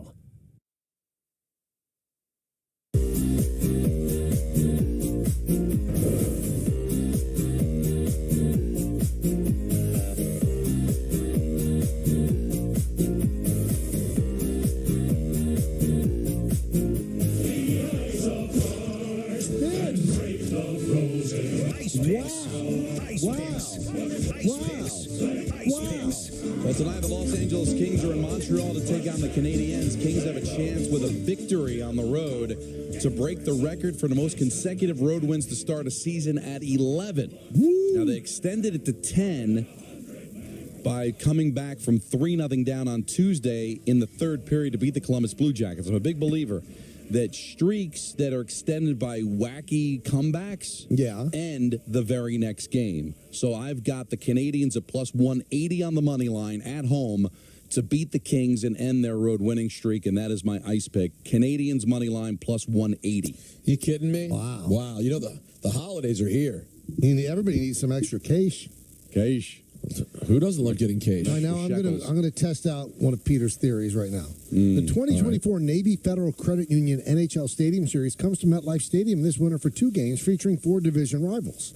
Be caller number 8 right now at 888-987-ESPN, and you win 2 tickets to see the Devils and Flyers face off outdoors. For full contest rules, go to ESPNNewYork.com. See the Flyers against the Devils on Saturday, February 17th. That's at 8 p.m. And the Rangers against the Islanders on Sunday, February 18th at 3 p.m. Tickets are on sale now at NHL.com/Stadium Series tickets. See, now that you just finished the read there, right? We should clear the lines because you just finished the read, and then it's caller 8. You see what I'm saying? I see. Let's see if you're a radio genius. I've always said that. Let's go to Anthony in Michigan. Hey guys, thanks for taking the call. You got it. Despite some negativity out there, the fact is that yesterday, I think the schism between the fan base and the front office, which has gotten out of control over the past 2 seasons, is now narrowing because the Yankees showed a willingness to make the sort of deal that they weren't willing to make at the 21 or 22 deadlines, and that's good. And Soto's a great player, so that's good too. But, Cashman certainly deserves a ton of credit for yesterday. So I think it's interesting to think about whether yesterday's trade is as much of an admission that the historic 21 and 22 seasons were mismanaged as much as it might be a vindication. It can kind of be both. How you look at the Padres' deal with the Nets and what they gave up, there's absolutely a gap there. The Padres gave up more than the Yankees did. But when you look at it, the Yankees could have easily bridged that gap if the front office was maybe in today's mindset back then. And maybe the Yankees wouldn't have paid the price that they paid in the 21 and 22 season. I think Cashman deserves credit. He should get credit for yesterday. That's good. But it shouldn't be 100% adulation. There should be sort of a price to pay in his legacy for the learning curve that he's been on. You know what? It's a very intelligent point, very intelligent take. I guess when he was traded from the Nationals, they felt we have enough to win the way we have. And I think that 82 and 80, and the fact that over the years they've been stacking right-handed bats, not lefty bats in Yankee Stadium, they've come to realize that was a mistake. And as Don always said, a mistake is made worse when you don't admit it and continue to double down. Right. So they've changed their theory or the way to build a team, and you could see left-handed batters now in the lineup. They have a rookie catcher who's left-handed. They have Soto. They have Rizzo. They've got lefty bats now that are going to be very, very important for them. So, listen, I guess they could have gotten him, but, they probably would have had to give up one of their top prospects at the time. They're of a different mindset now. So, the caller made a good point, but I don't think that you rip them because they thought they were in a better place than they are right now. But, we're not that far removed from, a swearing tirade from Brian Cashman defending everything that he did. So I'm wondering, is this more like a Hal thing where, Brian left to his own devices probably doesn't make this deal? But maybe Hal's like, guys, we have to change this. This audit that came in and all that. Was all that just a smokescreen to have a conversation with Brian saying, Brian, things are going to have to change here? And was that tirade that he had at the general managers meetings him trying to hold on? And maybe Hal just said, enough. I'm sorry, Brian, the way that you want to run things has not worked. We're now going to have to change the mindset. So get to work on getting Soto. Get to work on getting Yamamoto. Let's go. Because the way you've done it over the last 15 years hasn't worked. There was also a very interesting take from somebody on social media, and I'm not going to rip it, but it shows the difference in the mindset of fans and guys putting together teams. So T. Diddy said about Soto, I'm happy to have him, but I heard him described today as a generational talent. So I looked at his stats. He's a career 284 hitter, averaging around 30 home runs. Paul O'Neill did better than that. We never called him a generational talent. Bernie Williams, same story. You're not looking at OPS or OPS plus. You're not looking at WAR. Now, Paul O'Neill is a great player, but Soto is, when you look at those stats, which is what people build teams off of, he's generational, as in through the 24 age season. He's in the top 10. I think he's 9th in OPS, and he's 7th in OPS plus, which is adjusted for stadiums and things like that. He's with names like Babe Ruth and Ted Williams. So batting average is not what people look at when they build teams. So I see the point that you're making. And Paul O'Neill, while we might not have called him a generational talent, he was a major part of 4 championship teams and will be part of Yankee forever. But generational he wasn't, because his numbers don't stack up with the all-time greats. Soto's do, because you're not looking at the right numbers. They don't really live and die with batting average anymore. They just don't. Well, Paul O'Neill's best season for WAR was in 98, 5.8. Yeah, he was great that year. Soto's best WAR, where he led the league in 2021, was 7.1. Also, 940-plus OPS, 150-plus home runs, 500-plus runs scored through the age 24 season. Jimmy Fox, Mel Ott, Mickey Mantle, Albert Pujols, Mike Trout, and Juan Soto. Those are the only players in Major League history to do that. So, yeah, I'm sorry. He's a generational talent. Well, the thing is that he's 24 years old. He's played 8 years in the league. So that's he's going to be 25, right. He's going to be 25 years old. But, he played his eighth season at 24. And he's accumulated so far in his career a WAR of 28. Let me see. I had it here for a second. You sure he's played 8 seasons? Because he's going to be a free agent after this one. You're a free agent after 6 years.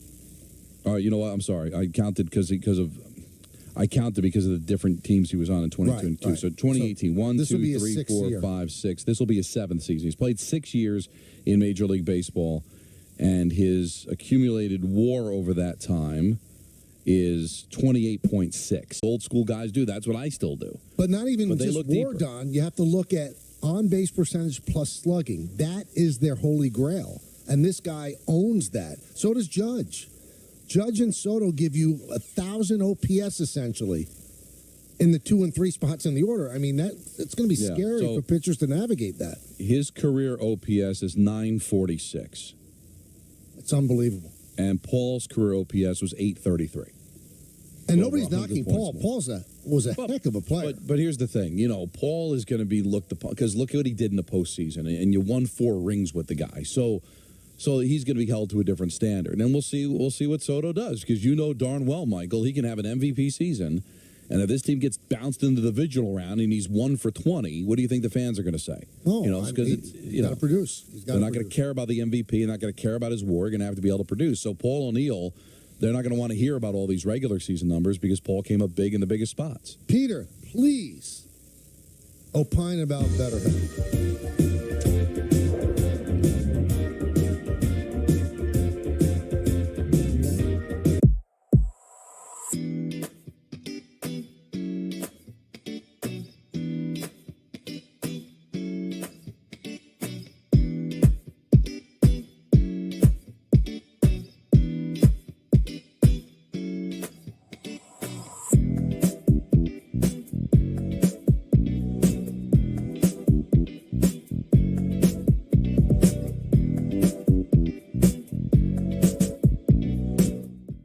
For far too long, millions of Americans have been strapping on uncomfortable work boots pushed by out-of-touch corporate types.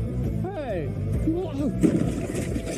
To design boots and apparel that hardworking men and women actually want, you have to get on the job site and listen. And that's why Brunt names gear after guys like us. Apart from making our boots and apparel innovative, reliable, and insanely comfortable, we back all of our gear with a 30-day on-the-job risk-free trial. You deserve better, you deserve Brunt. Try any of Brunt's gear on the job for 30 days risk-free.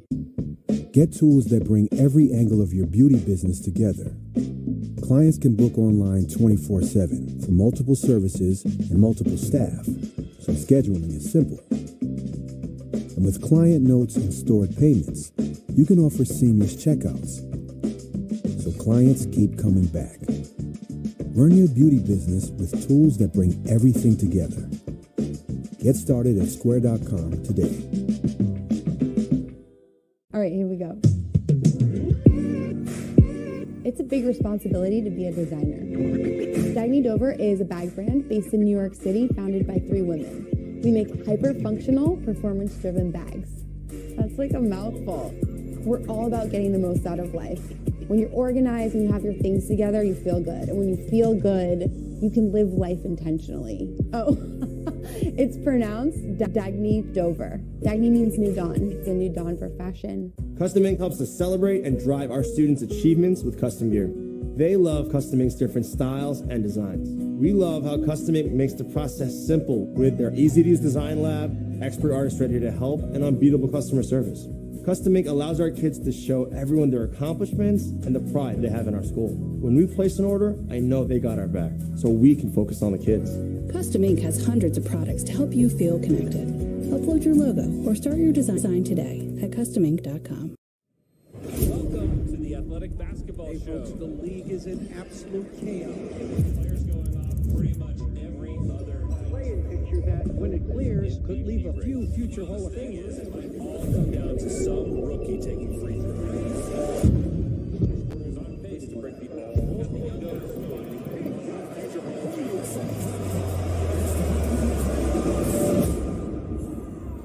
The Athletic. Subscribe today. Boost your streaming experience with live stats on the Yes app. Real-time features like player stats, game leaders, and play-by-play are available now on phones, tablets, and now on connected TVs. Live stats while you stream, now on the Yes app. Does it still count as ending the night with McDonald's if you order it for breakfast the morning after? I'm ordering either way. Order McDelivery in the app. When you support City Harvest, you feed hope, love, and joy. You feed confidence, community, and comfort. You feed health, strength, and spirit. When you support City Harvest, you do more than just provide hundreds of millions of pounds of food to millions of hungry New Yorkers. When you support City Harvest, you feed good.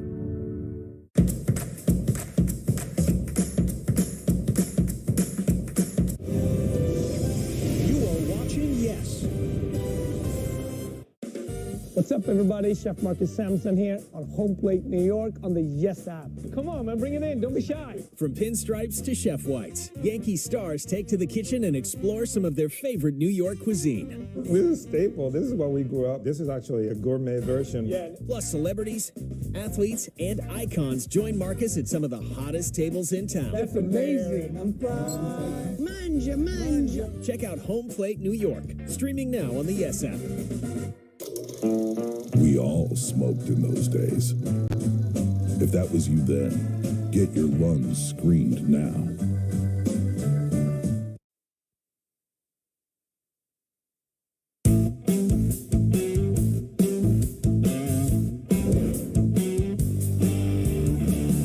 Welcome back to the show, everybody. Big holiday party tomorrow at your mother's house in Long Island. Please drop by and say hello. But we've been talking a lot, and when a team in the city in which you're doing a show acquires a guy like Juan Soto, there's your show. I mean, there's your week almost. So getting Juan Soto is an absolute blockbuster, no-brainer deal that you had to make. And it makes them better. Makes them much better, but the work is not done. But there is one aspect of this deal that gets me nervous. There's one aspect of both deals that they made during the winter meetings that comes close to terrifying me. And has nothing to do with death, which is the main thing that terrifies me. Sure. But I don't feel comfortable with Aaron Judge in center field. I don't. Brian Cashman said today, if opening day was tomorrow, Aaron Judge would be in center field. The Yankees are smarter than that, especially when it comes into health science. It doesn't make sense for a 32-year-old in April to be lugging around a 6'7", 282-pound body, chasing down fly balls in the left and right center field gaps. It doesn't make sense. Now, that doesn't mean that you can't get hurt if you stay in right field. Of course, he got hurt last year in a freak accident at Dodger Stadium. I'm talking about wear and tear. You've got 8 more years invested in this guy. You have to keep him in tip-top shape and not wear down. You want him to play 150 to 155 games every single year. Now, a catastrophic injury is a catastrophic injury, but you can't wear him down in center field. That's why the acquisition of Verdugo makes Aaron Judge the center fielder. Now, I trust Brian Cashman, knows it's probably not optimum to have Aaron Judge play 100 games in center, and that something's going to be done. Maybe they end up spinning Verdugo for pitching. I don't know. Because the best setup for the Yankees defensively is to put Trent Grisham in center and Judge and Soto, whichever corner you decide to put them in. I'm going to read you a quote from the Yankees' former hitting coach, Sean Casey. He has a podcast, The Mayor's Office, and that podcast, what he said in the podcast was highlighted by Ken Rosenthal in The Athletic. This is what he said about Judge as the center fielder. No. I do not want Judgy as my center fielder. I just think center fielder is so demanding, dude, and he's such a big guy. And to have to demand him to go so far in the gaps and be on the run, you have to cover more ground as a center fielder. The wear and tear on his body, I don't like it. I don't think Booney does either.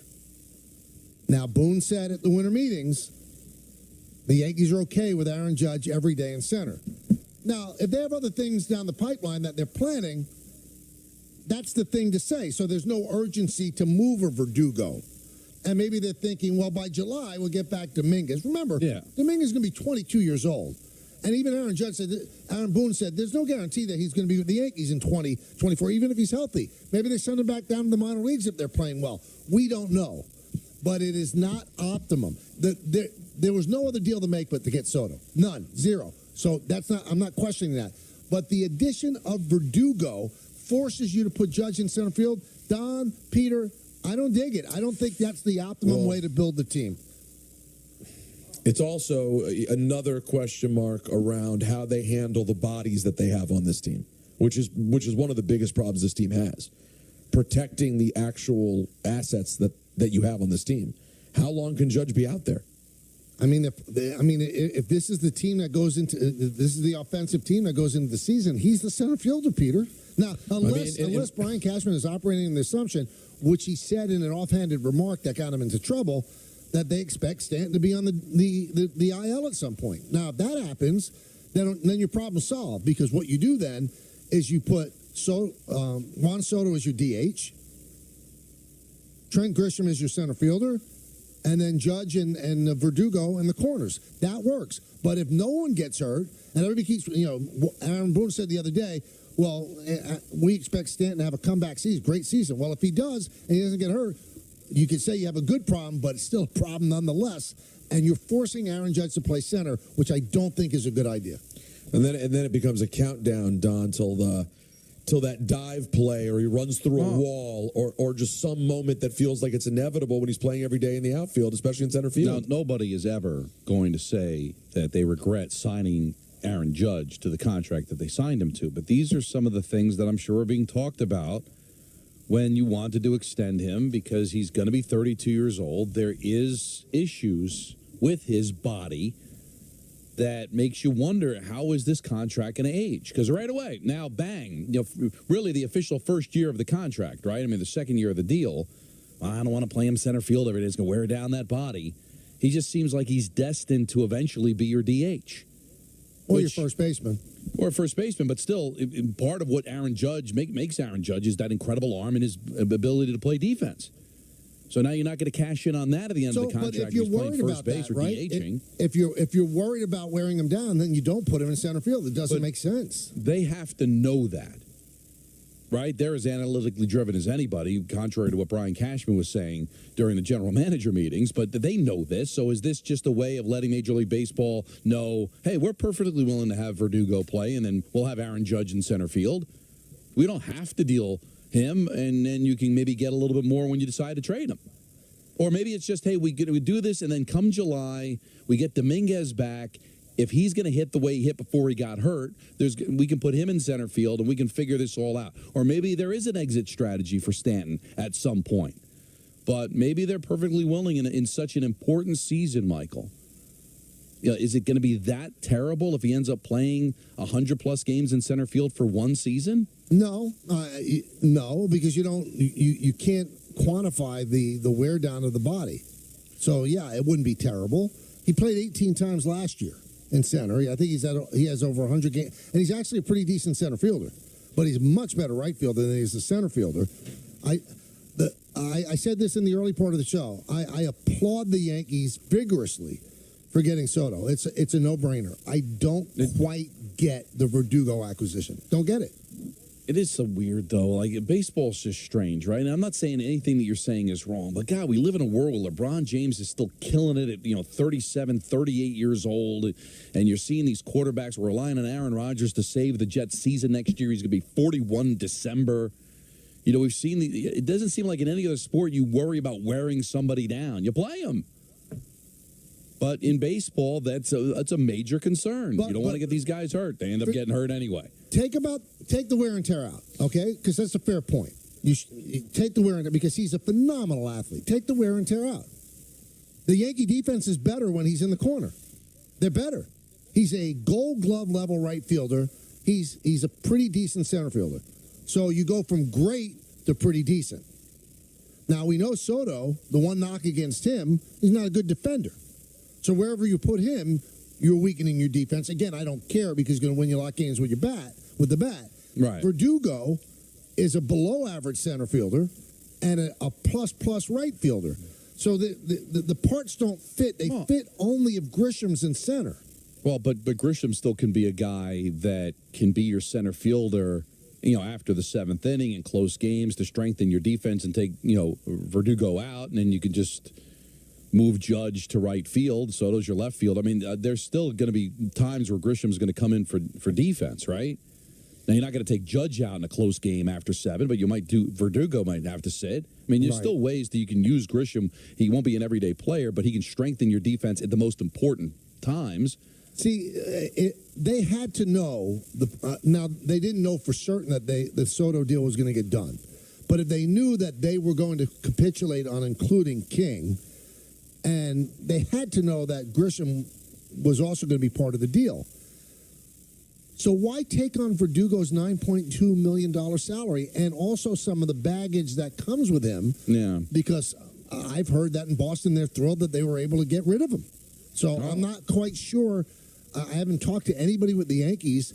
Maybe there's a method to their madness, but the Verdugo thing to me, it doesn't pass the smell test. Maybe they flip them, and then it becomes clearer. Yeah. And having Aaron Judge as your everyday center fielder also doesn't pass the smell test. There's something that's a little off. I brought it up to Jeff Passan when we had him on. He doesn't feel like a Yankee.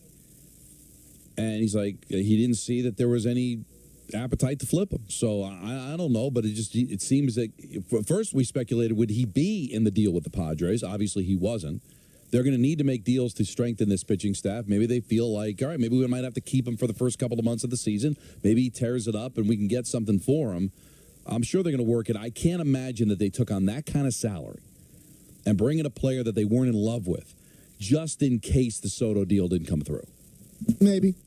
I can't imagine. Do you think that's the insurance policy? But do you believe in your heart of hearts that there were teams like knocking down the door for Verdugo? No. I mean they could have waited to see if they did the Soto deal before they did, because making both of those deals, they don't quite fit, especially with Grisham being included. The fact that the Yankees and Red Sox made a deal to begin with tells you the Red Sox obviously didn't want him. Wouldn't that scare you that the Red Sox were willing to give him to you? And from what I've heard, I think Cashman said it today, the Yankees been trying to get Verdugo since the All-Star break last year. I don't know. They'll figure out some way to work it out, but it does seem like there'll be a bit of a log jam there, too, because in July, you were going to get back Dominguez. He is a part of your future. He was tearing the cover off the ball before he got hurt. What are you going to do with him? Well, I think it's the best deal possible for Alex Verdugo, because with the Yankees grooming rules, he has to get rid of that hideous beard, the worst beard in Major League Baseball, worst beard in sports. It's not good. Strong. It's not good. Take a look, Peter. Take a look. Well, it's dreadful. Peter, don't even bother looking. It would be as if Anthony Pusick was playing Major League Baseball. Wait, this is the Verdugo beard? Yeah, except it's not the same type of, but it's just as heinous. Let's see. Let me take a look again. It's just not. Listen, he might be a great guy, just not. And this is from one ugly person to another. Not a handsome man. I don't think he's not good looking. I just think the beard's not I don't think the beard works. But he's not a bad looking guy. He's not a good-looking guy. I mean, why are we not? Like, this is the problem with America. It's okay. He's a pro ball player. It worked out for him. He's going to be just fine. He's many things. Good-looking is not one of them. I don't go there because who am I? I'm just having fun. I mean, fine. You're also not good-looking, but that doesn't mean that's all the more reason you should have expertise in saying it. Let's go to Jim in New Jersey. Jim. Hey, how you doing, fellas? Good. Long-time listener. Thanks. The conversations on the outfield and such, they're all valid for right now. But as a 73-year-old Yankee fan who literally goes all the way back to Johnny Padres at 55, I'm kind of like just want to relate that the Yankee fans, younger than me, they're in for a treat. They're not going to see a combo like Judge and Soto that I can remember. And I loved Mickey Mantle. He was my hero. And Roger Maris was a great player. There's no question about it. But Roger, rest in peace, is never going to be as good a hitter as Soto. The outfield, okay, can't compare. Roger was a great outfielder. But I just want them to enjoy it. And historically, it's the best I can see. It's made for the Yankee fan. No, you know what? It's a very rational take, and I'm glad that we finally got one. And again, people shouldn't worry about his defense, because the best thing to say is, last time I checked, Ted Williams was not a great outfielder. He's just one of the greatest hitters of all time. And when you look at Soto's stats and you stack them up to players through their age 24 season, the comparison with Ted Williams was very, very real. Let's go to Arthur in Astoria. Arthur. How you doing, Mike, Good. Don, and Peter? What's up? How are you? I've called a few times. I'm doing okay. Good. But I wanted to just say something because I've called a few times, but I never mentioned this. A few years ago, I was in the hospital for about 5 months, and I listened to you guys every day that I could. And you just made my day and brightened my outcome. Thank you. I really mean that. You're doing okay now? I really do. Yeah, I'm doing okay. Good. I'm doing better, Don. It's a constant battle, doctors and whatever. Well, hang in there. First of all, I want to say that obviously the Soto deal was a non-brainer. I can't agree with you more, Mike, about Judge, and that's one thing that worried me. But you got to go for the Judge deal. Now, Don, I wanted to make a point with you. I'm a Yankee fan for a long, long time. And realistically, there's no way, I don't care what kind of fan you are, you can expect the Yankees to win every year. It's just impossible. You look at all the teams in baseball, you look at Toronto, Tampa Bay, Baltimore, what they've done. It's inconceivable. And I just enjoy watching the Yankees and a good product. When Judge went for his 62 home runs, I was watching every day, no matter if they weren't going to the World Series. And last year, the product was just so bad, I couldn't even enjoy watching the game. I listened to Mike and David Cohn.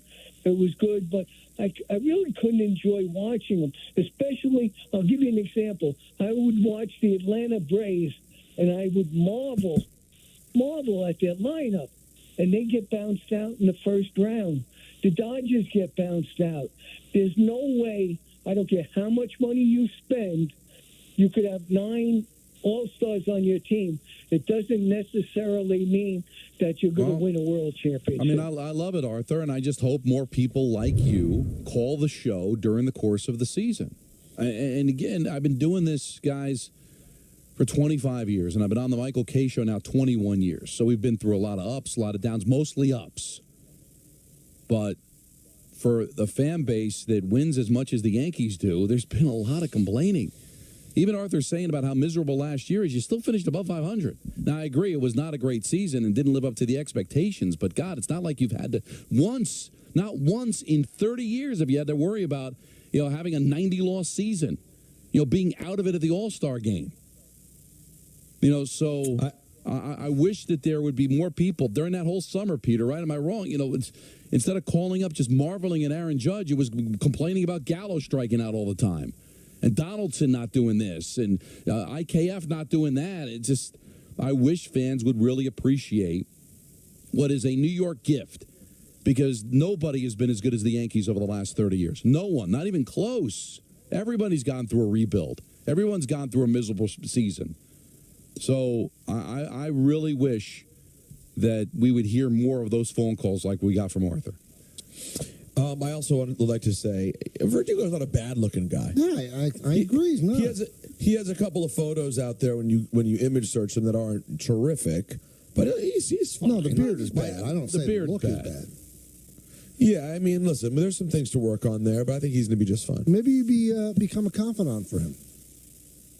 I could maybe guide him into a better beard situation. I develop my beard, put some work into it. And then, he can't wear a beard as a Yankee, so don't guide him into that. Great point. So that part's easy. Did you see Cameron Maben's tweet today? I did. I mean, he's not wrong. Now, again, it doesn't, I guess, if it's not going to change anybody's mind, but...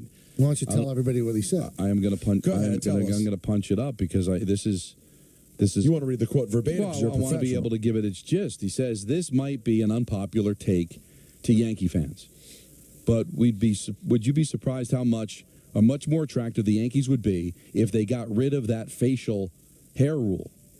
You won't believe how many quality players just think it's a whack rule to have. I mean, come on. We're coming up on 2024. Let that go already, and I swear it would be more appealing. Again, this only comes from conversations I've had and experience from actually playing.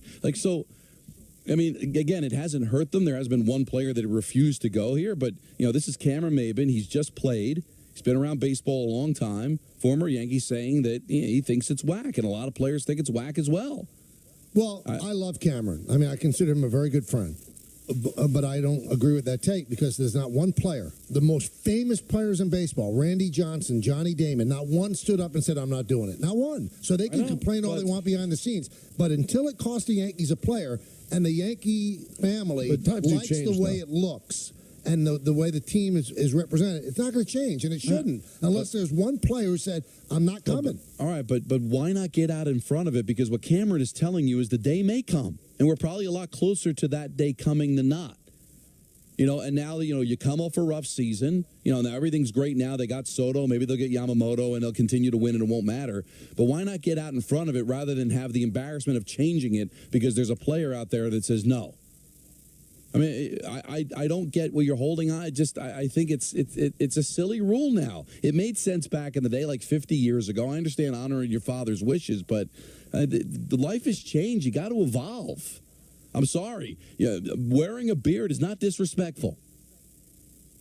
And you see how the players are gaining more power, Michael. Why put yourself in a situation where you're going to be forced to change it? Why not get out in front of it? Because I don't think that any player is going to make that stand. They could play for the Yankees, make a truckload of money, and become famous in New York. If Johnny Damon cut his hair, and if Randy Johnson cut, Randy Johnson's a Hall of Famer. Didn't even complain but you're about referencing, it. You're referencing people from so long ago. It's not that long ago. Johnny Damon was here in 2010. 15 years ago. I mean, it's going on. Okay, but there's got to be people that they acquired. Jordan Montgomery pitched for the Yankees forever. He goes to the Cardinals. He grows a full beard. He never asked him to grow a beard with the Yankees. But you even admitted, Michael, that they would probably have to change it if there was a significant player that refused to do it. Right, and it hasn't happened. It hasn't. But if you know you're going to have to do it, and you think we're ever going to trend backwards? I mean, we're trending towards. Take your fandom away. That there's something. I mean, Peter's going to jump me for this. That there's something don't you think there's something charming about it? An antiquated rule like that players follow because it's been done this way forever? It's kind of charming. Young players love that charm. Yeah, they really. I'm not saying the players have but you don't think there's something charming about the Yankees being well groomed? Yeah, but I mean, I guess, but Cameron Maben's telling you that players think it's whack. Now, because the Yankees spend the most money and because the Yankees have a chance to win every year, it hasn't become an issue. But I don't know what you're holding on to. And we're trending more towards the players having power. Hey, Michael, let's be honest. Aaron Judge is a de facto general manager of the team. So players have a major say. Why would you do something that irritates the players? Well, we'll see. Maybe that's what Cameron's saying, but no Yankee is. I mean, if Aaron Judge went up to Hal Steinbrenner, he has a direct line to him, right? And said, I think we should bag this rule. I think it would be done. I don't think Aaron Judge is doing that. Well, Aaron's very lucky that Aaron Judge is a very respectful guy that seems to kind of be trending more old school. I guarantee if they waived it tomorrow, half the Yankees on opening day would have beards. And they'd look different. It wouldn't look like the Yankees. And you're right. It would eventually be accepted, but I think there's something nice about it. If they change, would it upset me a bit? No. But I think there's something nice about it.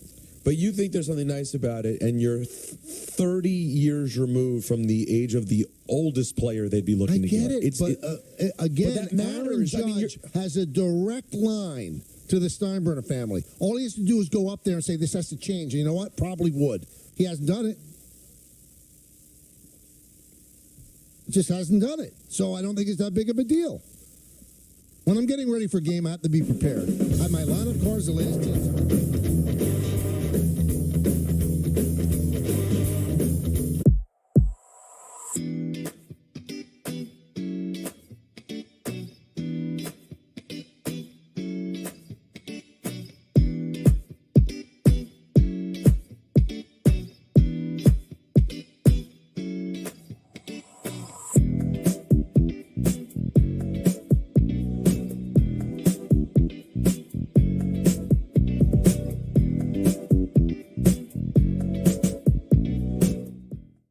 I'm Jessie Dover, co-founder of Dagny Dover. New York isn't for the faint of heart. The gear you carry around not only has to look good, but it has to work even better. That's why we create bags like the Landon Carryall. A bag that allows organizational junkies like me to be ready for whatever life brings. A bag that allows me to feel good about the things I carry. After all, this city is a reflection of who I am, purposeful, resilient, and ready to face whatever comes my way. It started when he ordered his Brunt work boots. He's going on about how they're comfortable as sneakers, but he never takes them off. With his buddies at night, I caught him in the shower, and he just goes, "What? They're waterproof." Brunt, the tools you wear. Get tools that bring every angle of your beauty business together. Clients can book online 24/7 for multiple services and multiple staff, so scheduling is simple. And with client notes and stored payments, you can offer seamless checkouts, so clients keep coming back. Run your beauty business with tools that bring everything together. Get started at square.com today.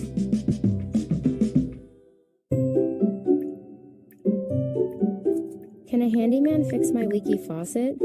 How much does it cost to have my HVAC checked? How do I know I have mold? Why do water pipes break? Home questions don't have to keep you up at night. Get peace of mind with Thumbtack. We'll connect you with local pros for any home project, from a small fix to a big remodel. See transparent prices, read verified reviews, and book with just a tap. Thumbtack, the easy way to care for your home. There are things that I can get from The Athletic that I can't get from other places, especially in women's sports. It's the outlet that I consider to be the most equitable when it comes to covering women's and men's sports. The Athletic also provides in-depth coverage of my teams that aren't in my city. It makes me feel at home even when I'm not there.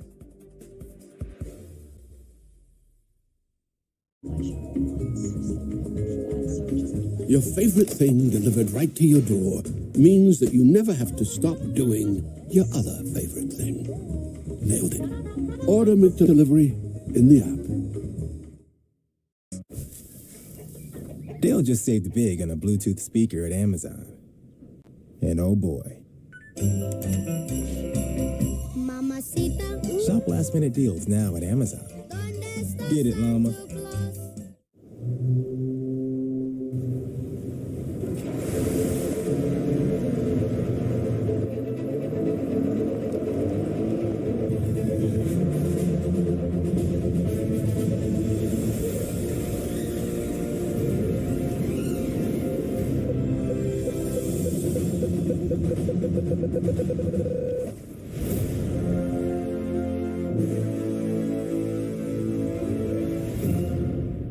When you order Domino's online, we'll give you a free pizza to use for a future pizza emergency.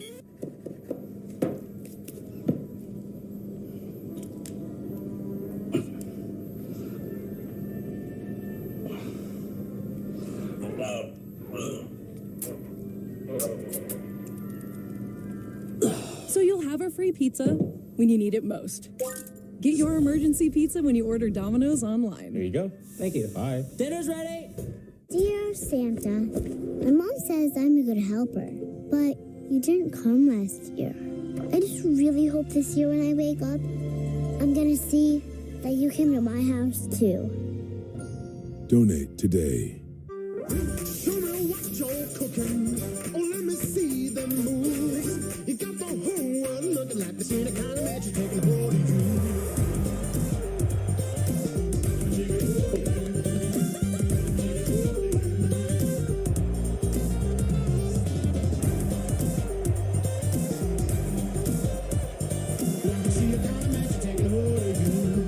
Get Yes on TV, then you get the Yes app for free. Download now.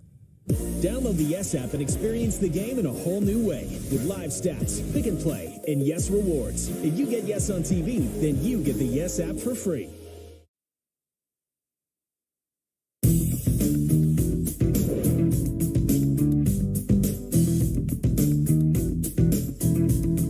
All right, so this is a story from 1976 in the Times by Murray Chess. And this is George Steinbrenner.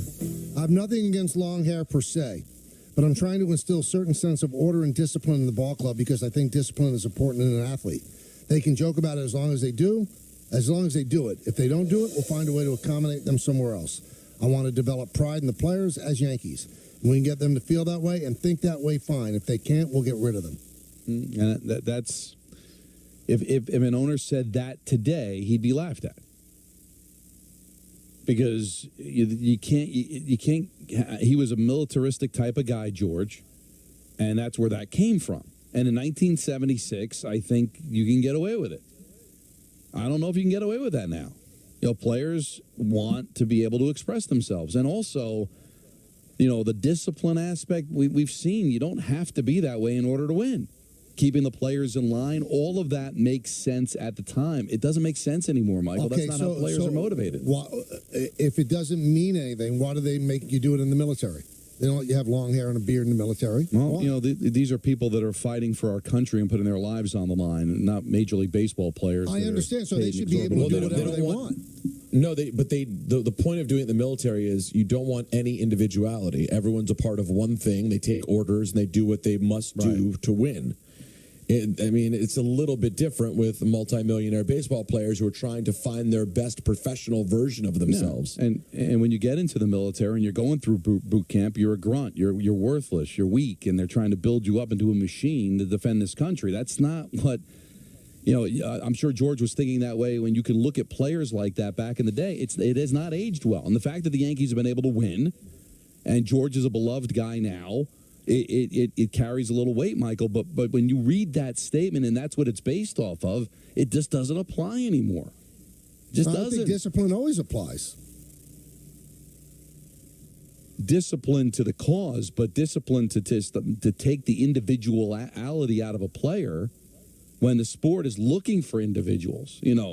If you bat flipped in 1976 and singled yourself out, you were in a minority. Now it's the majority of players. But how could anybody complain when Aaron Judge doesn't complain? He's a leader of the team. But Aaron Judge is Aaron Judge. Shohei Ohtani doesn't have a beard. There are a lot of great players that don't need facial hair to express themselves. Michael, this argument is so challenging. I don't want to make it. I don't have to defend the Yankee rule. You keep throwing out like these random names. But if one person doesn't like it, we're just saying overall it doesn't help. I don't think it hurts though, Peter, because the players that they've gotten Johnny Damon was a mangy mess with the Red Sox. Mangy, whatever it is. He called himself an idiot. Came to the Yankees, he got a short haircut, cut his beard. You know what? Right. He won a World Series with them. It didn't affect them. Right, and they won a World Series when he was mangy. I just think thank you. You live in a world where now the players have been given a lot more power, and I think people now look at treating players like that it's a different world now. They become partners. They're making so much more money. Aaron Judge is somebody that's involved with the decision making in the organization now. So to treat players as if they're just spare parts and that everybody's the same, clearly that's changed now. Look at the salaries when George said that in 1976, where managers sometimes were making more money than the players. So it's a different world. You're right, it's not hurting them, but you even admitted at some point it may. So why not get out in front of it instead of having to change it because it begins to affect you? Just in a different world now. I think you don't change it if you believe in it. And if the family believes in it and somebody doesn't want to play here because they want to have a beard, let them go. But I think you're in my opinion, you're believing in something that is convoluted and is not aged well. Who, me? I'm not. It's not my point to defend I'm saying the organization. Based on that quote, that would not fly today. It just wouldn't. But it's flying. Nobody's growing a beard. It's flying. Well, because they've been fortunate enough, because it's a great place to play, and because they've got a chance to win, that it hasn't affected them yet. But how can you absolutely know that there was no one out there who it was part of several things that made them think, I'm not interested? Don't know that. They seem to get the players they want. Well, now they do, but when they were losing, they didn't. All those players. Barry Bonds didn't want to come and play here. Not because of a beard. Well, no, but I'm just saying is that, all of this stuff works when you're winning, but if you're not winning... Listen, I don't mind a good argument. This, to me, I'm not defending the Yankee policy. I don't want to talk about this. It's stupid. Fine. Why do I have to defend it? Because you're defending it. On to defend it. I'm just saying it's stupid. They've never lost a player because of the hair. Right, and you guys are making a big deal out of it. All right, but the camera made me wrong. Oh. I mean, it's not like he was I'm going to just sit a here and player. defend this rule that's been in place since he bought the team in '73. It's not for me to defend it. Well, then why do you defend it? Because I'm trying to explain it. They have never lost a player because of a beard. And the guys that are known for wearing beards and long hair obliged, and they shaved without a complaint. Well, they don't. But this team doesn't win anymore. They're not winners right now. They don't have the same cachet. When Damon came there, it was fresh off them just winning and winning. No, it's not. They hadn't won a World Series in a long time. He came from a team that won a World Series. He joined them, and they won a World Series in 2009. That's not true. Yeah. But hold on. He came there in the mid-2000s when the cachet was still super high. And you know what? From There's the still core a four World there's still a Series right cachet. before that. There's still a cachet. Not the same as there was then. And I got a buddy of mine who says on discipline, they want everybody to shave, but Boone won't say anything if the guys don't run hard. He'll defend them. Like, because that's the way you got to do it now, because the player, it's a different world now. I just think, I don't know why you get so frustrated. We're just arguing on a topic. You win. Let them grow hair. I don't care. This is nonsense to me. Every couple of months I have to defend this crap. It's not my point to defend it. Don't defend it. Because I don't believe it's that big of a deal, and I think it's a nice, charming thing. They're not hurting anybody. Any idiot player who needs long hair to perform, you don't even want him anyway. That's ridiculous. They can all grow beards in the winter. You can't tell me that there are businesses in the world that you have to be well groomed when you go in there. You can't just be a slob. But there are standards. Having a beard is not being a slob. I'm not a slob. There are businesses. There are pinstripe businesses. I'm not talking about the New York Yankees. There are financial firms that you cannot look like that. You cannot have a long hair. You cannot have a beard. Well, I think what it's more about is what it connotes in terms of that. And there is a certain, when we talk about all the great things about the Yankee organization, and there are a lot of great things, one of the downsides that is out there is a stuffiness that's associated with this team. We've talked about this every year. Tom, we talk about it even with sort of the way that they show their emotions on the field. They're not the most fun-loving team, and that is a little piece culturally of the pie. Well, I don't see how that's a relevant thing. One of the great bat flippers of all time is Juan Soto. They're not going to stop that.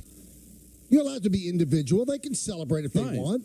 So I just think you're kind of holding on to something that doesn't have the same meaning anymore. That's all. So Matt goes, it's amazing how out of touch Michael is. He sounds like such a goon. Players will flat out say it's something that affects their decision-making, but he's so old-fashioned and refuses to admit anything negative about the organization. Hey, Matt, tell me one player, that they've lost because they won't let them grow a beard. I want to know the one guy who told the Yankees, take your money and take a walk because I want to grow a beard. I'm not out of touch. That's reality, baby. Tell me one player that has turned them down. One. But you did just acknowledge to me that you might not know if it was a subtle factor for a player. Bryce Harper said he would cut his beard to play for the Yankees. That's modern. Did he? Is that modern enough for you? I don't know. Is he here playing? Because they didn't want him. I don't understand that. I can't defend that. They didn't want him. He was willing to cut his beard and his hair. Everybody is. I'm not the one out of touch. I'm talking facts. Tell me the player that said I'm not coming here because I need a beard to be better. No, it might have cost an extra few million. I don't know. When you're paying the most money and you got the best chance to win, it puts you in a good spot. If God forbid, they do run into a couple of years where they can't sign free agents because their team isn't any good, then what? Let's see when it happens. Oh, there we go. Let's see when it happens. I mean, listen, you have a legitimate point if it happens. Present it to me that it happened. Then they might change the rule tomorrow. I have no idea. I don't think it's that big of a deal. I'm just saying, you haven't had a losing season in 30 years, so you're kind of coming from that area of strength. If all of a sudden you hit the skids for 4 or 5 years, I guarantee you they'd have to waive it. I don't think it's a huge deal either. I don't think Mabin thinks it's a huge deal. He kind of presented it like it's not a huge deal, but that he does think it's antiquated. It is antiquated. And that he thinks other players may think it's antiquated. Okay, but you know what? They certainly abide by it, do they? Don't they? The biggest names in the sport. Garrett Cole had a long hair when he played for the Astros and the Pirates. It's gone, isn't it? Right. Well, he's also getting paid $36 million. But every team wanted him.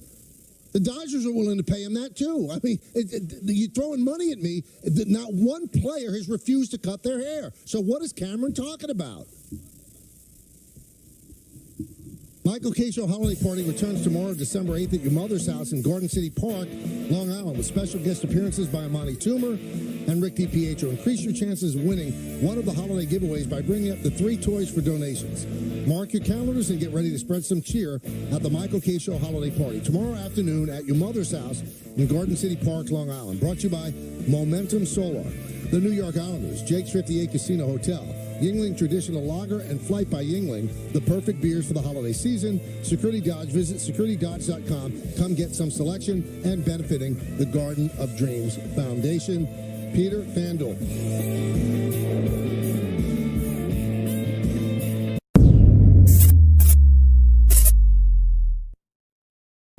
You know, it's wrong to assassinate Zach Wilson's character because of a source. I find that laughable. I mean, I blame the source. I did agree with Rogers on that.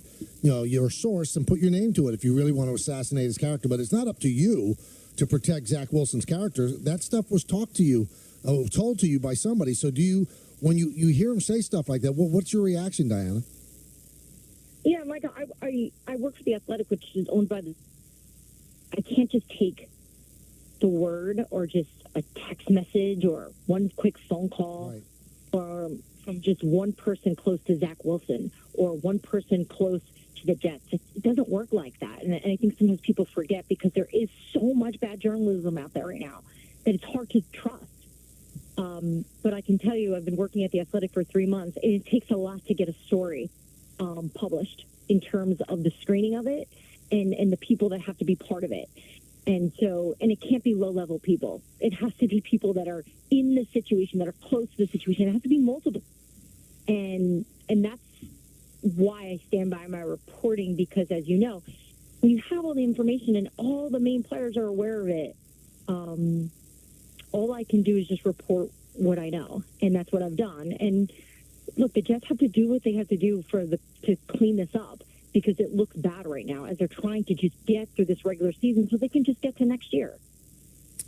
Have you been able to glean anything about what the hell has really happened at quarterback beyond Rodgers? Because, Diana, we talk to Coach Saleh every week and kind of try to push what exactly is happening. Why are we not able to get, like, any sort of representative offense on this team? What do you understand about what's happened at the quarterback position throughout the year? They're just struggling in general with having someone step into the role and play at a high level. Why didn't they go get Joe Flacco? I don't know. Right. They never even reached out to him.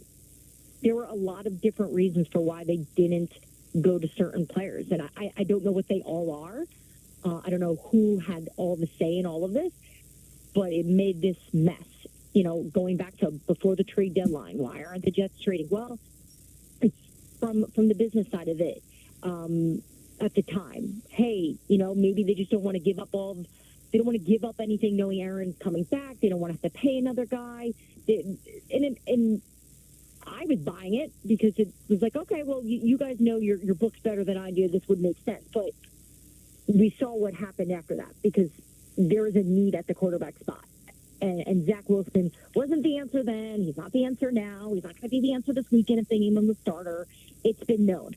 And they really, in my opinion, I don't know this is just my opinion, I think the second Aaron Rodgers went down, they all just ran to the corner and said, let's just hope we can get through this year. Let's just get through the year, because the expectations now are impossible to live up to, because we don't have one of the greatest players to ever play the game on the field. Well, how bad would that be, considering, look at the league. Look at the teams that have been able to win with backup quarterbacks, Diana. Look at the teams that have been able to function offensively with awful quarterbacks at times, and they've got one of, if not the best defenses in football. So to run and hide and say, just get through the year, they had ways to salvage this.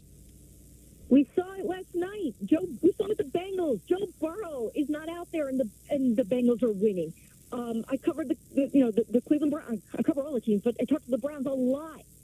4 different quarterbacks they've been able to put together, and they have a great defense too, just like the New York Jets. Mm-hmm. And I can tell you, the culture there is not, oh, we don't have a quarterback. The culture is, we got to just keep winning. We got to win. Let's just keep winning. And all around the league, you're seeing it, and it's hard. It is hard. You feel for these guys. I think we all feel for the Jets situation, knowing how excited they were and what they did to get Aaron Rodgers in the building. So to see that the way this has looked, and Aaron said it on the Pat McAfee show, this has been a horrible year, and you felt it when he said it, because this is not what they were hoping for, and the fact that this team has looked as bad as it has after Aaron Rodgers went down, I think that's the reason why we're seeing so much of, the ugliness and the blemish has really come out. We appreciate you coming on. I know you got to pick up the kids. Love talking to you. How do you know that? Because I know these things, I got a source. Peter can't keep his mouth shut. Reading my text messages on the air. Yeah, it sounds like another talk show host in town. Yeah, that happens in New York. But thank you for coming on. I love you. Of course. And happy holidays. Yes, happy holidays. So that's Diana Rossetti. One thing, I think she got a call. What she said, The Athletic is owned by the New York Times. Right. That got lost. Right. So the New York Times, I think you have to have like 2 or 3 well-placed sources. You have to tell the editors exactly who the source is before it can run. So it's not like you could get, Bernie the janitor told you that this is what it has to be somebody that's deemed a high-ranking person in order to run with it. So I think the Jets are just trying to put a spin on this, guys. Yeah, and you know what? Rodgers is smart in the sense that there is so much bad media out there, as Diana said, that it's easy to kind of poke holes in any story, not realizing how vetted some of these stories are by professional organizations like The Athletic. So you have so many blogs and even radio stations and newspapers that don't vet these stories, and bad things end up happening through that. And there's enough of that there that you can get the general public to not believe anything that is said by the media. We've seen this in politics as well. But, to know that when she gave that story, and it's true about how hard they worked to verify everything, and for her to say, this is not one person telling her this. It's multiple people. This is all over the room. Michael, she spoke with conviction. That's why she, with confidence, was able to tell that story. This isn't some disgruntled employee whispering something in her ear. This is something she found out from multiple sources. She did the work. Aaron should really apologize to her because unfortunately, Aaron's words have power. And he's wrong to try to bring her down on a story that she did the work on. And then also denying that he spoke to him. And then Diana said, I know for a fact that he did. Yeah. So, well, again, you can say what you want, because the way it is now, we have been drilled in this country to think of alternative facts, fake news, and all that. So whenever you get zapped or you get caught, just say, it was AI. It wasn't me. Well, I wasn't there. I mean, and it's hard for people to believe. They don't know who to believe. And the New York Times does get things wrong every now and then. But like Diana said, Aaron Rodgers, of course, is going to deny that he spoke to Zach because that would be confirming the story. Right. So he had no choice but to deny that. But just from hearing Diana, Zach doesn't look good. I don't want to play. Oh, I listen. Once I heard he was being open. Once I saw her name on it, honestly, I'm not just saying this as a former colleague, but I know her work. I know her. She's really good at what she does. I believe the story. I believe it even more after hearing her. But she added that little wrinkle to it that, like, this was just straight up common knowledge. He wasn't. That's why she's so confident. He wasn't being tight-lipped about it. He was telling people it's how he felt. All right, so let's spin this back to Sala from yesterday. Real quick, I'm sorry. You know better than me, Michael, as far as the time. I won't say anything now. Okay. Because we have our special guest coming. That's what I mean. So that's why I didn't want to step on any toes. Yeah. Listen, I'm going to say it right out front. I love this guy's stand-up. And I watched the 2 episodes of Bookie that are available on Max. And it's really, you saw him at the Garden, too, didn't you? I did see him at the Garden. So I've seen all of his specials. I think he's great. So I am not going to be unbiased on this. I think he's terrific, and I'm so glad that he could join us now. Here is Sebastian Maniscalco. The new show is called Bookie, and we'll talk about that in just a moment. But Sebastian, it's Michael Kay, Don LaGreca, Peter Rosenberg. How you doing? I'm great. Thanks for having me here today. This show is unbelievable. I mean, it's. I guess you'd call it a comedy, but it's so gritty and real. What's your feel about what you've done so far on the show?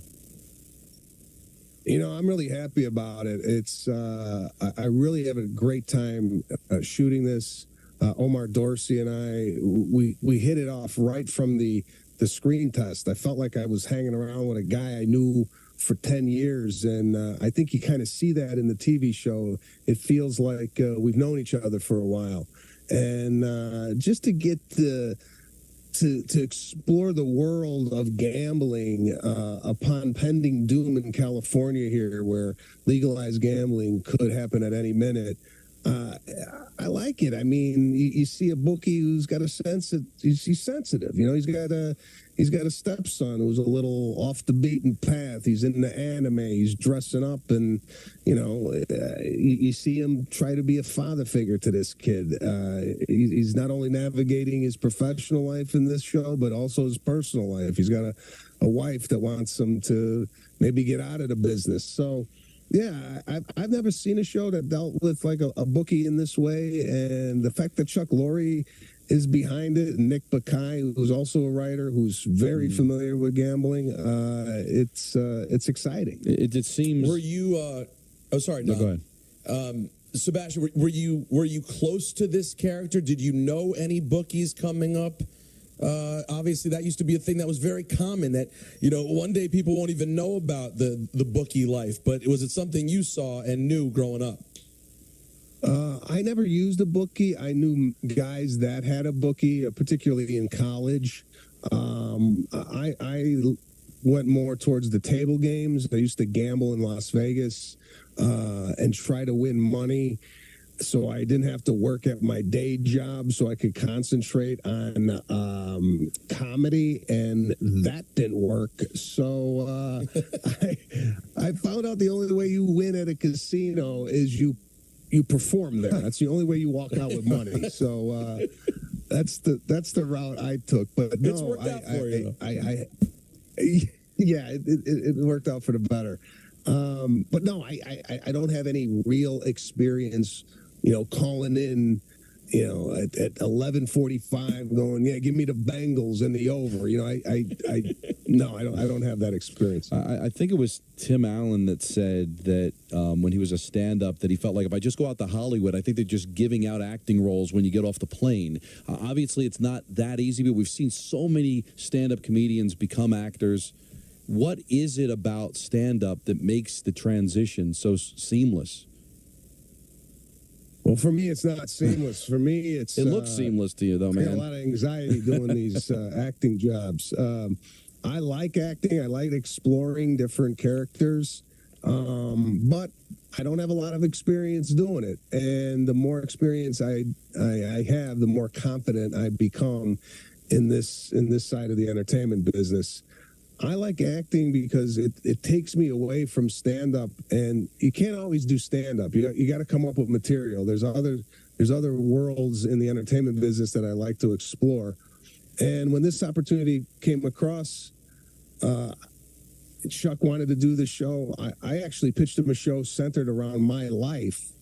And then he came up with this, and I go, man, your idea is a lot better than mine. I'm actually kind of tired of playing me. I did it in About My Father. I did it 6 years ago, in a pilot that we did with Tony Danza. So this was a nice departure for me of not to have the pressures of playing me and playing another character. So, yeah, I don't know. I like it. I like this show in particular. It shoots in L.A., so I got 2 kids. They're 6 and 4. I got a wife. It's nice to come home and sleep in your own bed. About My Father was 9 weeks in Mobile, Alabama, wondering, what am I doing here? I got a family. So this was nice. There was a lot more at ease on this shoot than I was ever before. You said that you're still not real comfortable acting, but I mean about My Father, you're opposite Robert De Niro. I mean, how intimidating was that then, Sebastian? Very. I'm sitting there going, can I pull this off? I'm arguably acting with one of the best actors of all time. He's playing my dad. My dad's on set. De Niro called my father and said, listen, I need you on set to kind of teach me how to do hair because there was a scene in a salon. And my dad calls me, he goes, De Niro wants me to come for 3 days on set. How much does that pay? I go, what? I go, Dad, you're helping me out here. He goes, I don't care what I'm doing. I got to take 3 days off to come to Alabama. What am I getting? So I had to pay my dad and act like it was studio money. So, yeah, it was surreal, man. If you would have told me growing up in Arlington Heights, Illinois, that I would be starring in a movie opposite De Niro playing my dad, I would have told you were crazy. But that experience was a learning experience for me. I learned a ton from working with De Niro. There was a point where I had to cry on camera. I never did that before. He walked me through that whole process. So, yeah, I felt like I took that experience and built upon it for this show book. Were you comfortable with the nudity in About My Father? Were you comfortable being butt naked? That wasn't me. No, it was a fake butt. We brought in a stunt butt for that scene. Oh, man. And my wife was actually upset. She goes, I don't think the butt really resembles yours, so make sure you tell people that that's not you. I go, they don't care. She was concerned about, that was the realism. Concern. Like, she was like, oh, that's not really you. I go, well, that's not going to be me because if you put me on one of those jet boots, for sure I would have broken half. So, Sebastian, as you know, comedy's an interesting field, the way people sort of emerge. You know, I feel like by the time I got to really know your comedy, you were already in the garden, and my niece and nephew and people were already saying, oh, my God, Sebastian Maniscalco, people already loved you. You had the special in 2019. Obviously, your story is much longer than that and goes back to the early 2000s. Was there one specific moment when the comedy grind really took a turn for you and momentum really started going your way? Yeah, no, I felt like I've been under the radar this whole time. I had my fans. I worked the comedy clubs for over 10 years. I didn't even want to leave the comedy clubs because I was like, I don't know, can I sell out the Beacon Theater? And then I made my jump to theaters, and then next thing you know, we're in a few arenas around. For me, it happened very slowly, where people, are still discovering my stand-up, which is great. I love when new people jump on board. So, yeah, I felt like I didn't really have any mainstream recognition, and you get kind of mainstream by doing a movie, doing a TV series. You start to broaden your audience. I had a lot of people who come from an immigrant background who kind of like what I was talking about on stage just because it was relatable. And yeah, I talk about being Italian, but if you're Spanish, you're Greek, you're Chinese, whatever background, you have that like maybe immigrant father that you had that relatability with. So now that I've done some things that are a little bit more broader, it's nice to see other people kind of discovering what I do. So yeah, it's not like I popped. I've been doing since 1998. I've been kicking around. So it took a while. It's a tough time for comedians because of there's a lot of sensitivity. People get offended. I mean, how do you navigate through all that? Yeah, you know what? You don't like to think. You don't want to edit yourself. I think as soon as you start editing yourself, you're not funny. And unfortunately, the environment we're living in, and it's not the majority of people. Believe me, I'm all over the country. People are dying to laugh. People are dying to. They get sarcasm. And it's just this few people out there, not few, but I mean, it's just a minority of people out there that tend to take this literally and have a loud voice about it. And it's unfortunate because, Don Rickles, one of my favorite comedians growing up, he made fun of people. He made fun of himself. He did it in a way where it wasn't malicious at all. It just, you just felt like, I don't know. It's unfortunate that we're living in an environment now where you go, oh, can I say that? What's that gonna do? But do you sometimes cringe though when there are comedians? Obviously, I'm not going to ask you to name names, though. It'd be great content. Does it ever make you cringe when there's someone who kind of cries cancel culture and you go watch it and you're like, yeah, but your bit just wasn't good. If it was done better, people would have laughed and not been angry. No, it's funny you even say that. I'm not piped in so much to the comedy world where I know who's doing what, and I'd like to be. It's not like I'm not supportive of my fellow comedians. It's just that I got a 6-year-old and a 4-year-old and a wife, and that's where a lot of the time is spent, is dealing with family. Like, I'm going to see Santa Claus after this. Whereas when I was single, maybe I was, going to the comedy club, hanging around with a bunch of different comedians. But yeah, I don't know, comedians that say that it's cancel culture, listen, you got to work on your material. What I've noticed today is, yes, you have a lot of comedians. A lot of people are touring. You have a lot of comedians coming off the internet.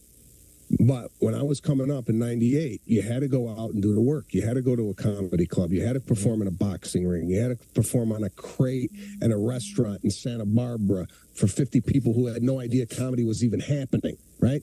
You had to go through those moments to, build your routine. But now, sometimes it's the internet which makes people explode, which is great.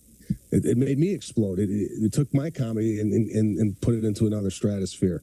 But there's no substitute for actually doing the work and going out and performing. And you will be doing that. It Ain't Right Tour 2024, SebastianLive.com. You can get tickets. I'm a terrible judge of this, Sebastian, because you could put up a test signal with you, and I think it's great. But Bookie is absolutely wonderful. I've seen the first 2 episodes on Max. It's streaming right now.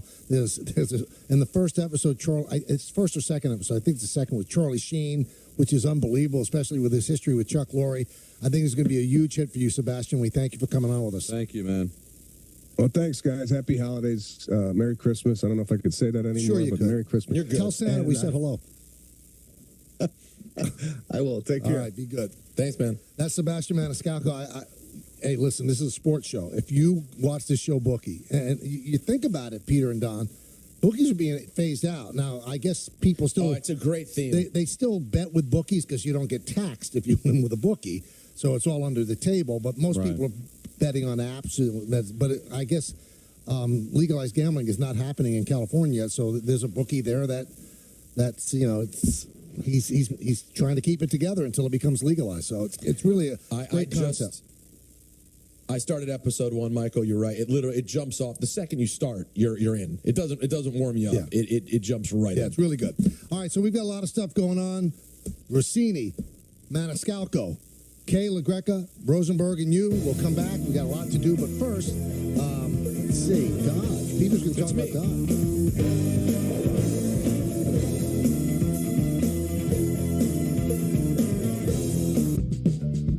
See everything your restaurant can do with tools from Square. Get a POS that connects to a KDS so you can handle orders ASAP. Reach more customers with online ordering and QR codes. Use pocket-sized hardware so you can turn tables faster. And get one account for everything so you can take care of it all and take it easy too. Get your all-in-one restaurant system and sign up at square.com today. These jeans are woman size 34. That was a wake-up call for me. I'm 42, but my body felt like it was 90 years old. Found paired me with a team of clinicians and found the right medication. I'm down 78 pounds because of Found, and I'm just getting started. And because of Found, I have more confidence in myself. I'm actually in photos with my family. I'm getting my steps in each day. Found has changed my life. Go to joinfound.com just to see if the program's right for you. I'm Jessie Dover, co-founder of Dagny Dover. New York isn't for the faint of heart. The gear you carry around not only has to look good, but it has to work even better. That's why we create bags like the Landon Carryall, a bag that allows organizational junkies like me to be ready for whatever life brings. A bag that allows me to feel good about the things I carry. After all, this city is a reflection of who I am, purposeful, resilient, and ready to face whatever comes my way. I needed something in the shop, comfortable. I wear Brunt boots, as you see, got them on my feet right now. Keeps you warm, it keeps you dry, triple layered comfort. Comfortable in the morning, comfortable in the afternoon. These feel like kind of like sneakers. They're waterproof, durable, been wearing them for over a year now. They're absolutely amazing. This is the only shoe I wear in here now. Brown boots are cool. Wearing brunt boots, my feet, my back, and my legs don't hurt at the end of the day. Go online and try any of our gear on the job for 30 days, risk-free. My goal is to become the place where parents and caregivers come to find childcare that works for them. My goal is to build the largest university in the world. My dream is to be the telemedicine provider for kids and families to stop generational trauma. I want to change culture. I want to enable these gaming communities to become self-sufficient. That's the goal. Custom Ink helps us celebrate and drive our students' achievements with custom gear. They love Custom Ink's different styles and designs. We love how Custom Ink makes the process simple with their easy-to-use design lab, expert artists ready to help, and unbeatable customer service. Custom Ink allows our kids to show everyone their accomplishments and the pride they have in our school. When we place an order, I know they got our back, so we can focus on the kids.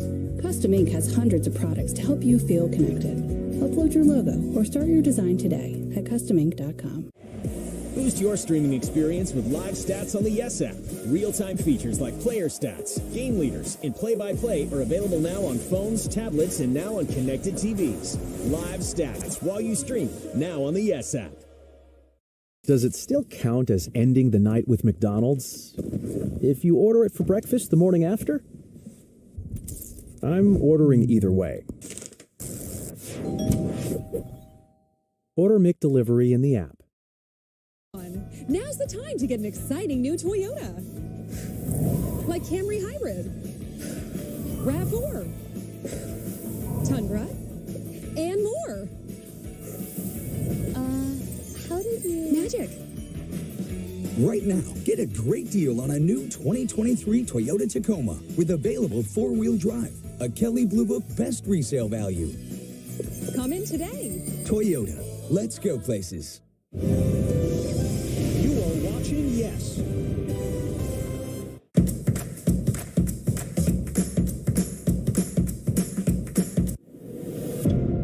We're all trying to put together the pieces. And the wheels are turning. You would want to be able to be on the board. It is clear they have a plan. It's going to be chess match.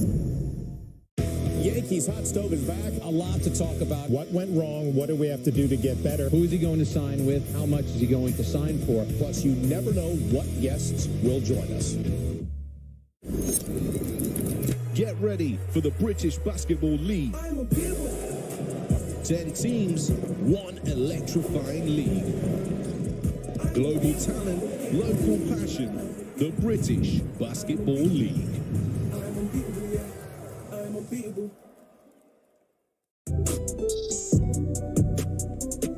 I'm an actor in an ad that was given 12 seconds to remind you that if you're high, just don't drive. Because if you feel different, you drive different. It's illegal to drive high everywhere anyway.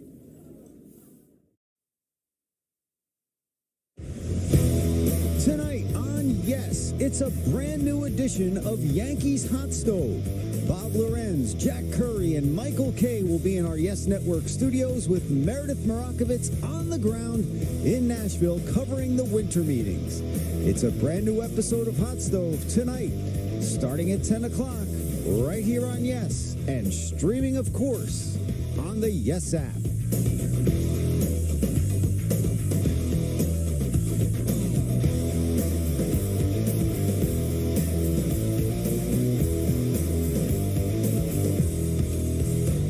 So we were talking about, the in-season tournament, Knicks and the Bucks tonight to see who goes to Vegas.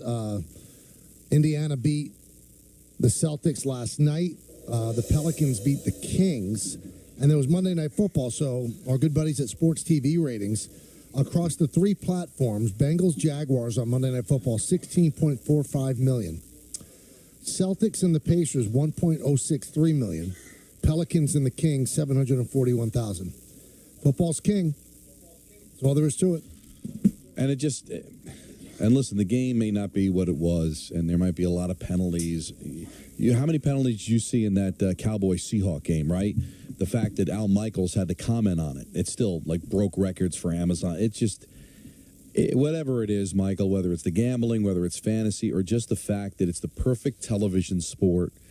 The games aren't inordinately long. There's always interesting storylines. And even with the oversaturation of games literally Thursday through Monday, there's just something about the once-a-week aspect of it that I just think is perfect for the every demographic today.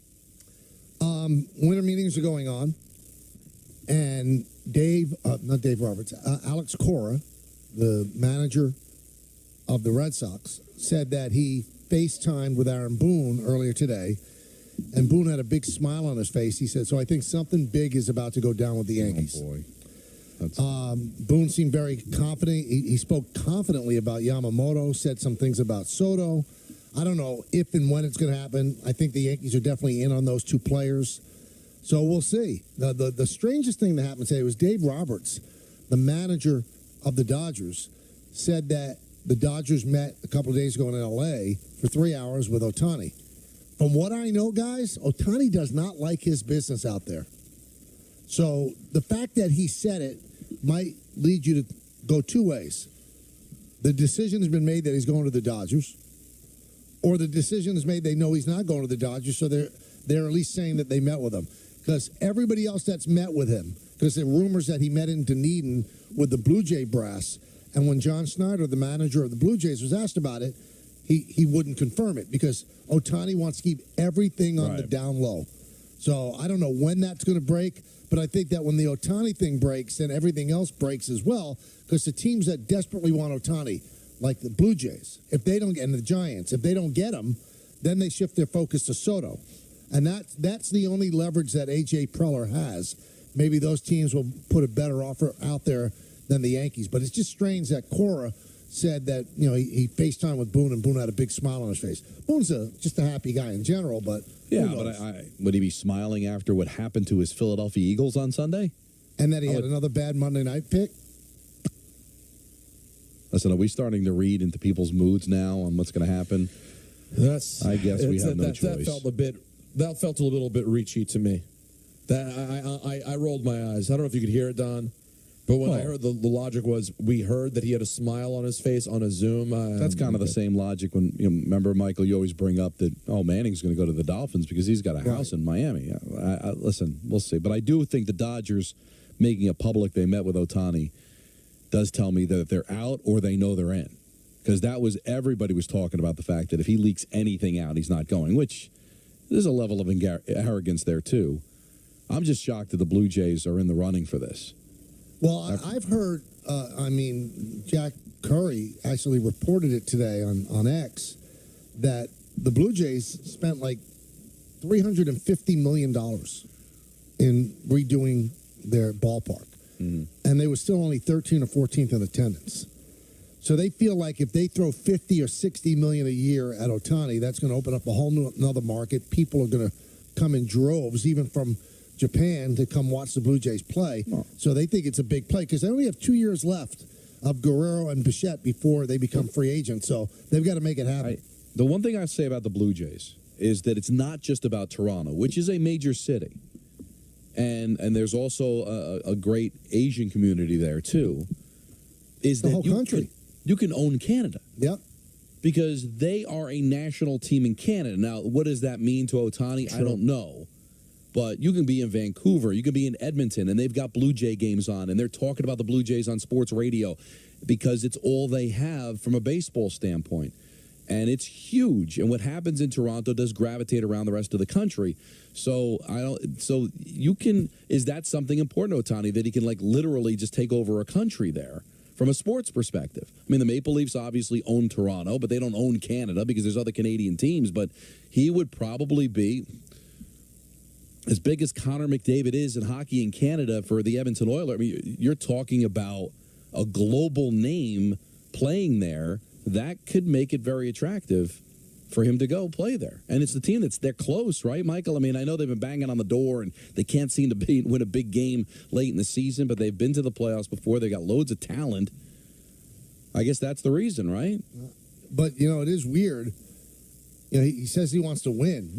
I was at a dinner last night, in Stanford, and I was told that he's going to return to the Angels. So, I mean, so many people have opinions on this. So many people have different sources.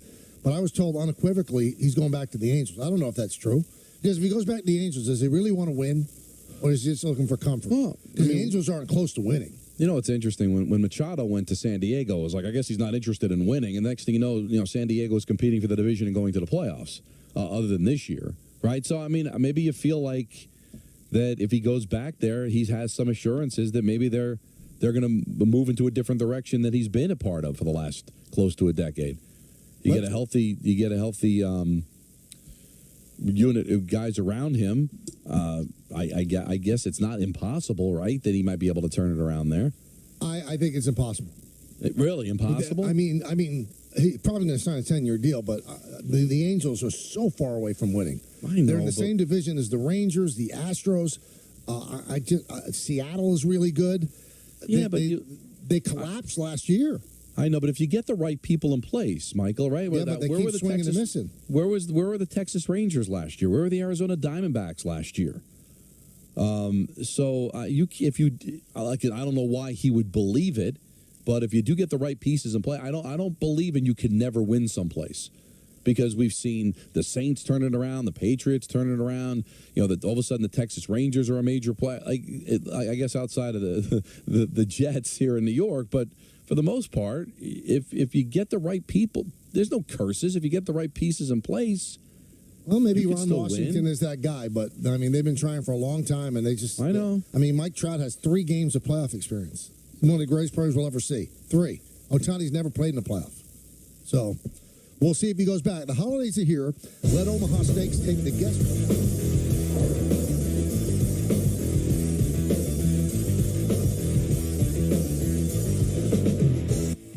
With ButcherBox, you never have to worry about what's for dinner. We deliver grass-fed beef, organic free-range chicken, humanely raised pork, wild-caught seafood, and so much more. Get high-quality meat sourced from trusted partners with free shipping always. Sign up today and get free chicken wings for a year. ButcherBox. You done yet? It's 2 a.m. Why are you still scrolling through videos? You're not paying me overtime here. If you really want to see something new, why not change those shades that have been broken for the past 2 years? Let's tap the Thumbtack app, and in a matter of seconds, we'll find a pro to install new shades. Okay. With Thumbtack, you can easily find top-rated professionals for every home project. Thumbtack, the easy way to care for your home. These jeans are woman size 34. That was a wake-up call for me. I'm 42, but my body felt like it was 90 years old. Found paired me with a team of clinicians and found the right medication. I'm down 78 pounds because of Found, and I'm just getting started. And because of Found, I have more confidence in myself. I'm actually in photos with my family. I'm getting my steps in each day. Found has changed my life. Go to joinfound.com just to see if the program's right for you. All right, here we go. It's a big responsibility to be a designer. Dagny Dover is a bag brand based in New York City, founded by 3 women. We make hyper-functional, performance-driven bags. That's like a mouthful. We're all about getting the most out of life. When you're organized and you have your things together, you feel good. And when you feel good, you can live life intentionally. Oh, it's pronounced Dagny Dover. Dagny means new dawn. It's a new dawn for fashion. See everything your restaurant can do with tools from Square. Get a POS that connects to a KDS so you can handle orders ASAP. Reach more customers with online ordering and QR codes. Use pocket-sized hardware so you can turn tables faster. And get one account for everything so you can take care of it all and take it easy too.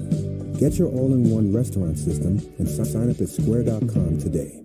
Jeff has a problem. It started when he ordered his Brunt work boots. He's beating them up 14 hours a day, going on about how they're comfortable as sneakers, but he never takes them off. At my place, with his buddies, at night. I caught him in the shower, and he just goes, "What? They're waterproof." I don't know if we're going to make it through the 30-day risk-free trial. Of course they will, babe. they're super durable. Not talking about the boots, Jeff. Brunt, the tools you wear. Try us on the job for 30 days risk-free. Did you see that? Yep. Looks like rain. Also looks like McDelivery. Order McDelivery in the app. Season anytime. See game speed pitches from more than 600 pitchers. Get ready for game time with game simulations. Face your friends in live competitions. And train like the pros with expert drills and metrics to track your progress. So when your moment comes, you'll be ready. Win reality. Baseball uncaged. If you've been diagnosed with mesothelioma or asbestos lung cancer, choose the right law firm by asking, what are your highest verdicts? What experience do you have? How many lawyers are on staff? How many clients have you represented? Speak to Whites and Luxembourg at 800-LAW-6789 to get unmatched answers. It's the biggest financial decision of your life. Call 800-LAW-6789 or visit mesowin.com.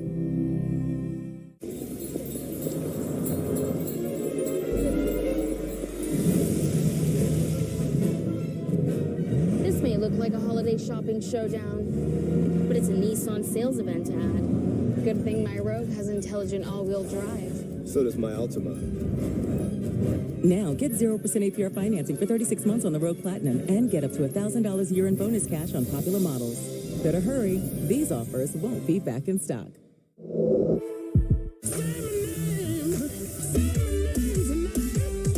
The Mets are rolling. Camtastic. Are you not entertained? If you get Yes on TV, then you get the Yes app for free. Download now. Show me what you're cooking.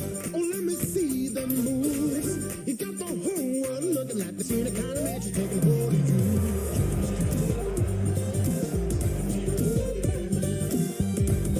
If you get Yes on TV, then you get the Yes app for free. Download now.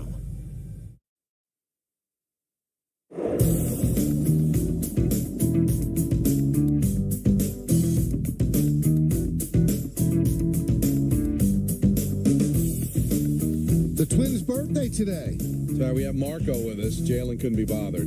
Marco wants my computer, and I think I should give it to him for his birthday. Oh, absolutely. How old are you? How old am I? How old is Marco today? Is he 6? Tell him how old you are. How old you are? Oh, I said, how old are you? Tell him how old you are. How old are you? He's 62 years old. How old are you? I'm 6. That's right. Nice. What do you want for your birthday? I don't know. I forgot the whole thing. You didn't forget anything. You want your Titan clock man, right?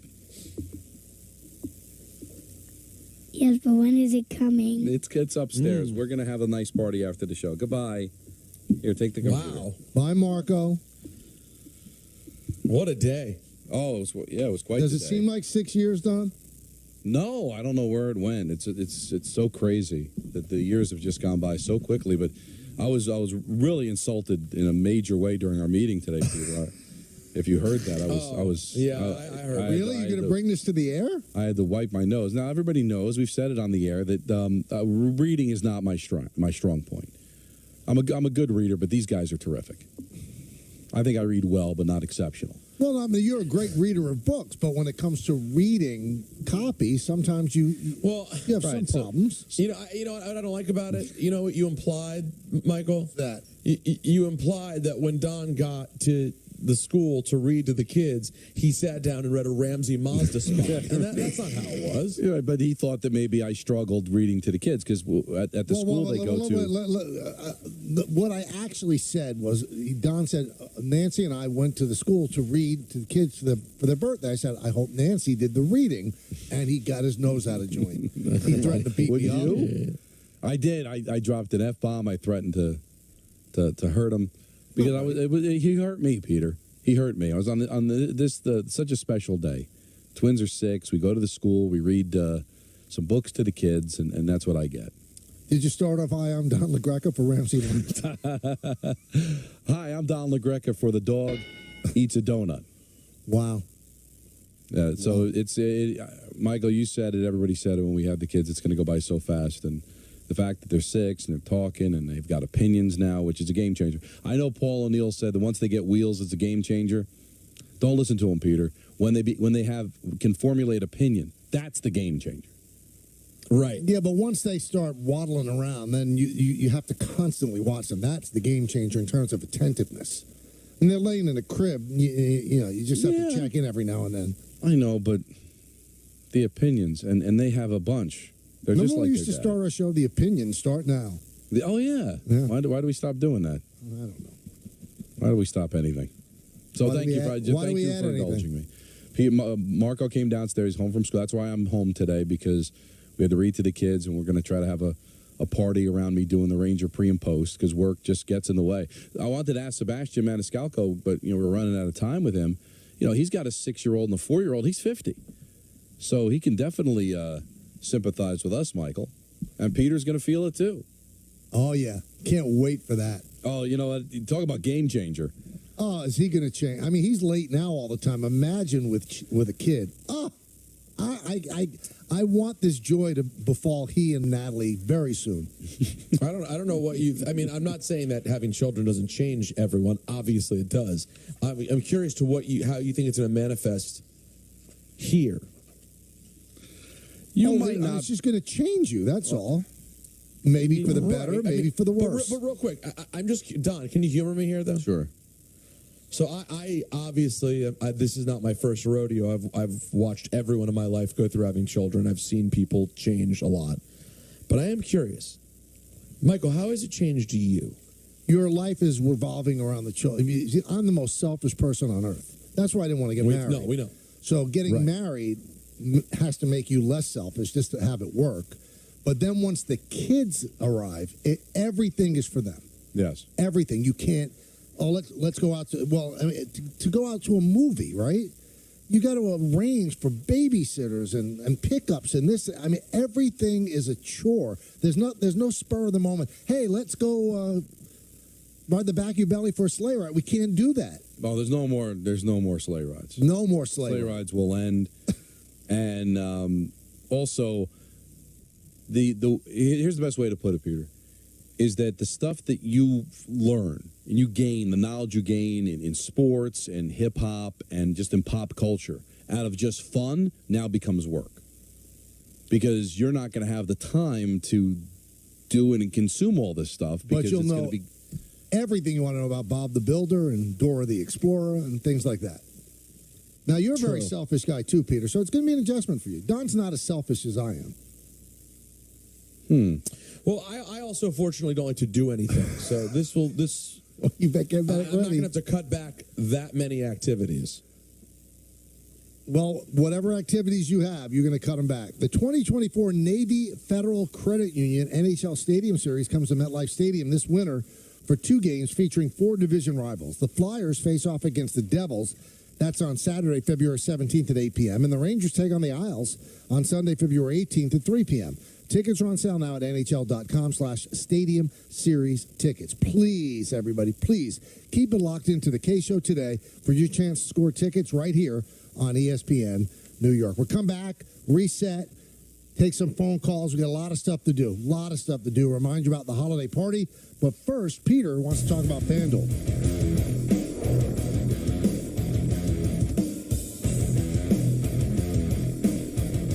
With ButcherBox, you never have to worry about what's for dinner. We deliver grass-fed beef, organic free-range chicken, humanely raised pork, wild-caught seafood, and so much more. Get high-quality meat sourced from trusted partners with free shipping always. So you can always be prepared and enjoy the important things. Sign up for ButcherBox today.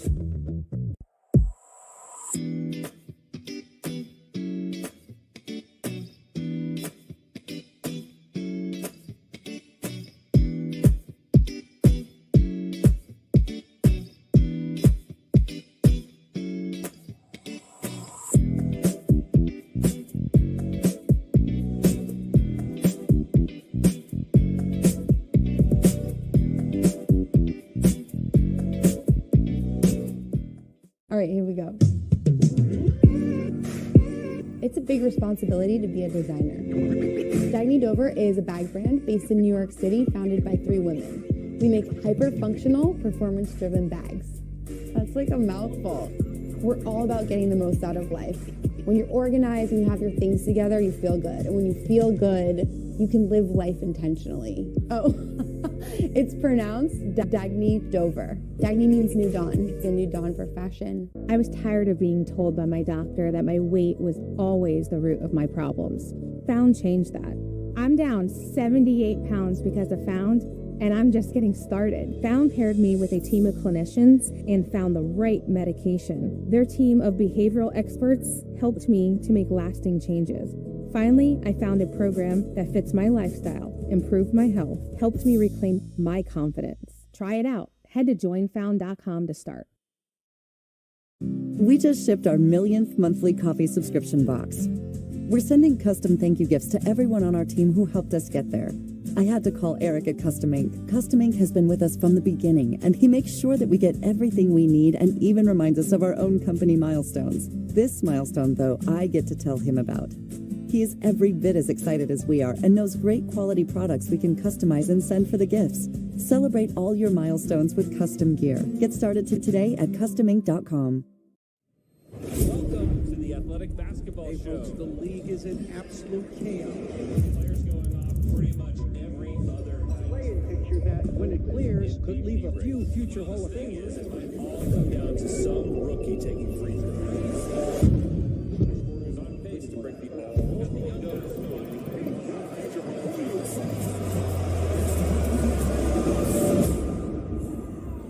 The Athletic. Subscribe today.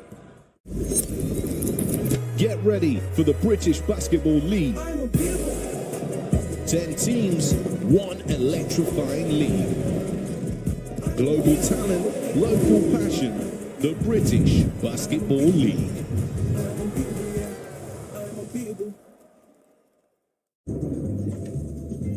Did you see that? Yep. Looks like rain. Also looks like McDelivery. Order McDelivery in the app. Thinking about Brooklyn, you know what I'm saying? It's a reflection of who we are. It's easy to stay safe online. Learn more at CISA.gov/secure our world.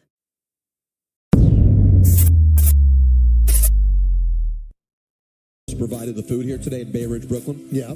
Italian food, fantastic. Don, you had the sausage. Yes, very nice. Michael's never had sausage in his life. Do you try this bread pudding? You try it? No, that was mine. No, here's yours. Don, I need Should you. I try it? Yeah, I need to witness you trying bread pudding. We know Michael won't do it. I've had bread pudding. What were your? I can't believe of all the things you tried, you had that. I like bread and pudding. I figure, what am I going to lose? Don. There's a man who cooked it. Wow, man. Delightful. This is fantastic. Yeah. Oh, my God. That's fantastic. They took mine. I can't change it. I can't even try it. They took mine. He's lying. No, they did take You mine. would eat it? Yeah, I'd try it. This is amazing. Is that not the most delightful? Oh, my God. Wow. Shout out to Brooklyn Roots, Bay Ridge. You know what I was thinking, Pete? Anthony, isn't that around your way? Pretty close, yeah. Yeah. You should stop by, Anthony. Gonna have to Tell me give you're it a friend a of the Michael K. Show. We have a great open to ENN. Yeah, sure. And in that open, there's a chant, Rosenberg, obviously from a WWE TV performance. Right. Shouldn't we have one from an actual Michael K. remote during ENN? So you're saying you want to manufacture? You guys want to be in the ENN Open? So you're saying you want to Let's get a Rosenberg chant. Ready? 3, 2, 1.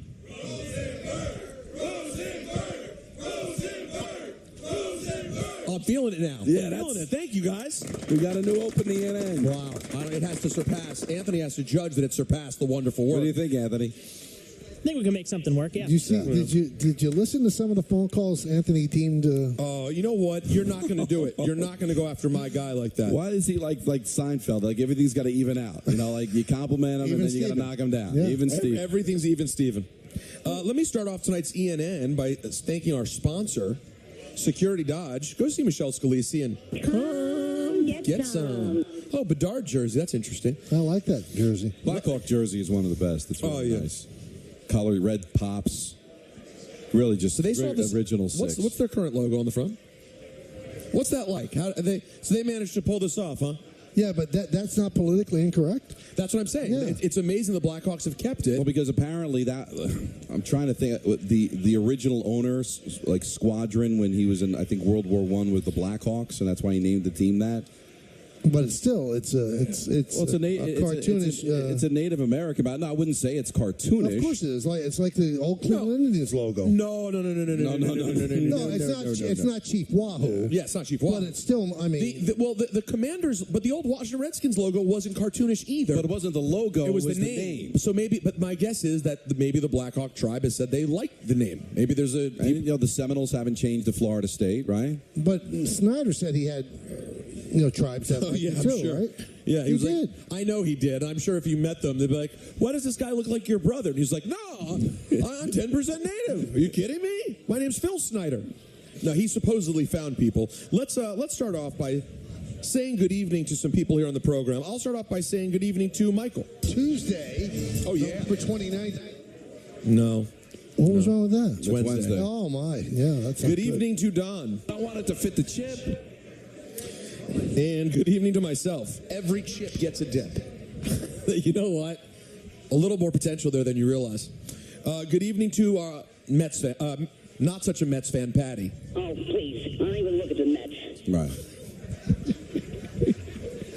Right. The people over at Marlboro that were able to build another wing, thanks to her. You don't know that.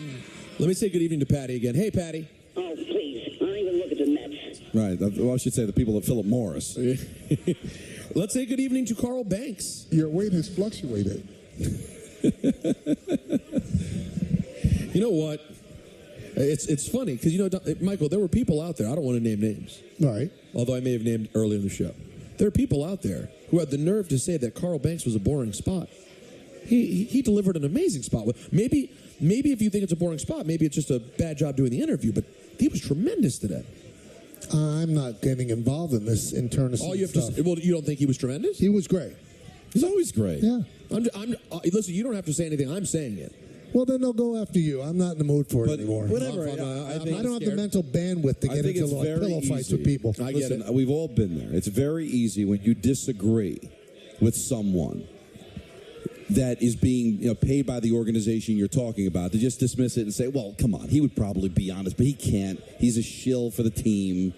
Michael goes through it all the time. Go through it all the time, and all I get is grief. How I rip the players. All I would suggest is during a bad moment in a Giant game, listen to Bob and they just Carl. slice and dice the Giants. But you can do it in a fair way, but he's very critical. How could you not be during some of the portions of this season?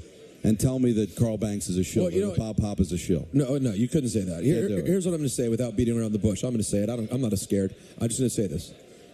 The thing that happened with Sal and Brandon was one thing. I thought it got a little out of hand. Disrespect them a little bit, just a little bit. But literally, it was like a little bit. But the things that Gio said afterwards about Carl were so beyond the pale. And Carl has been such a class act. I'm not going to play radio nonsense and claim to know Gio. I do not know him from Adam. I didn't know till he came in and after Carton left, etc. That being said, I'm sure he's not a bad guy. He's going to go back and look at that tape and regret it. Well, and I know because I've had moments where I've said things on the air to be funny or demonstrative or to support the stage. One of the worst things I've ever done in my career was, as I saw it, defending Hot 97 and going after a hip-hop legend in defense of the radio station.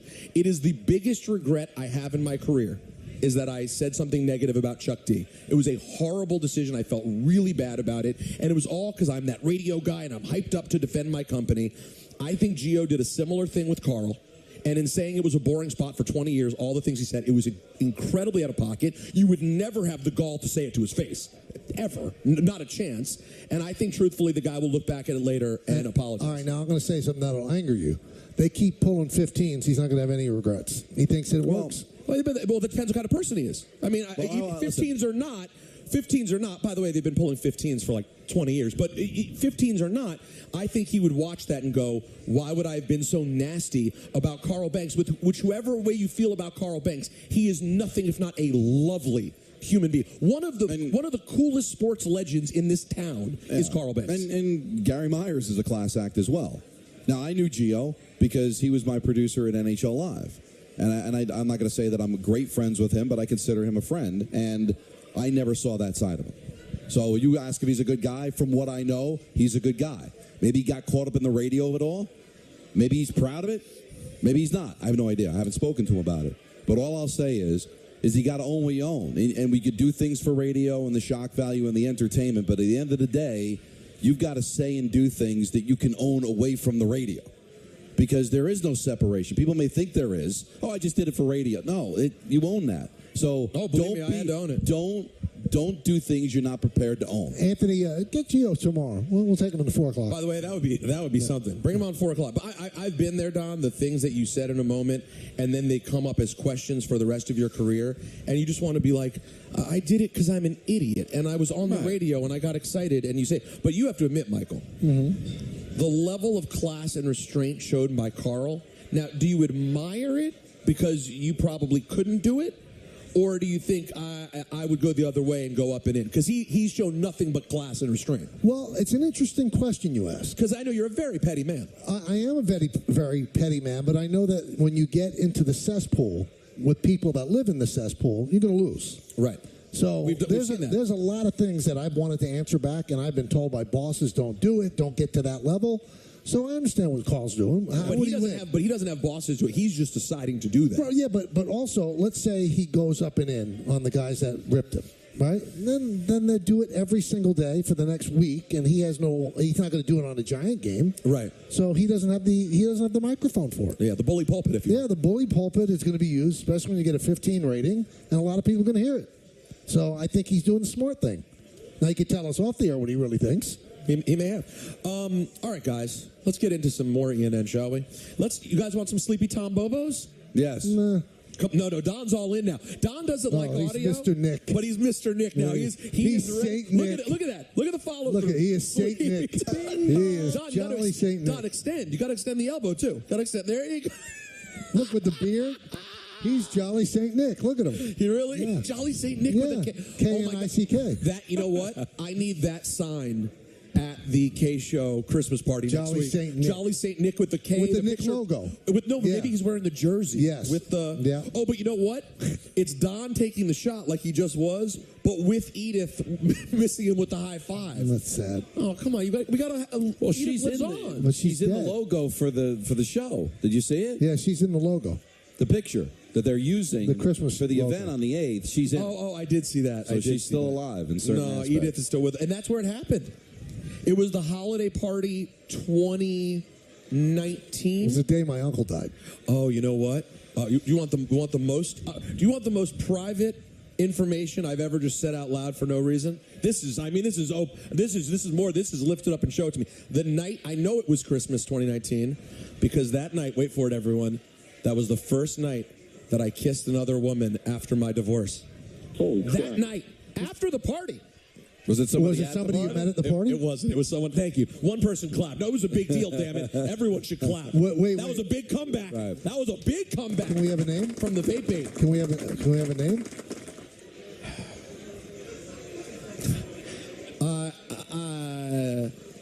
I can give you letters.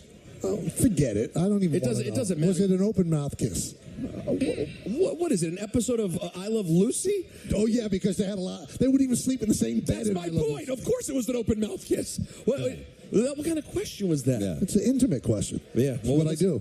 Lift it up and show it to me. It's that kind of show today. Yeah. Wow, that was a fun Christmas party that night. Go ahead. I'll answer. Was it Girardi in the '96 World Series? What do you mean? Girardi in the '96 World Series. I think it was the World Series. The triple? The triple. Oh, was it a triple? No, no. I think it was. You know what it was? You know what it was? Yeah, it was. No, I'm going to show you what it was. It was a standard issue. It was just a standard issue. Casual. Right. Relax. Casual. I'm going to go with the old school Cal Ripken stance. Just a casual, just a bass knock.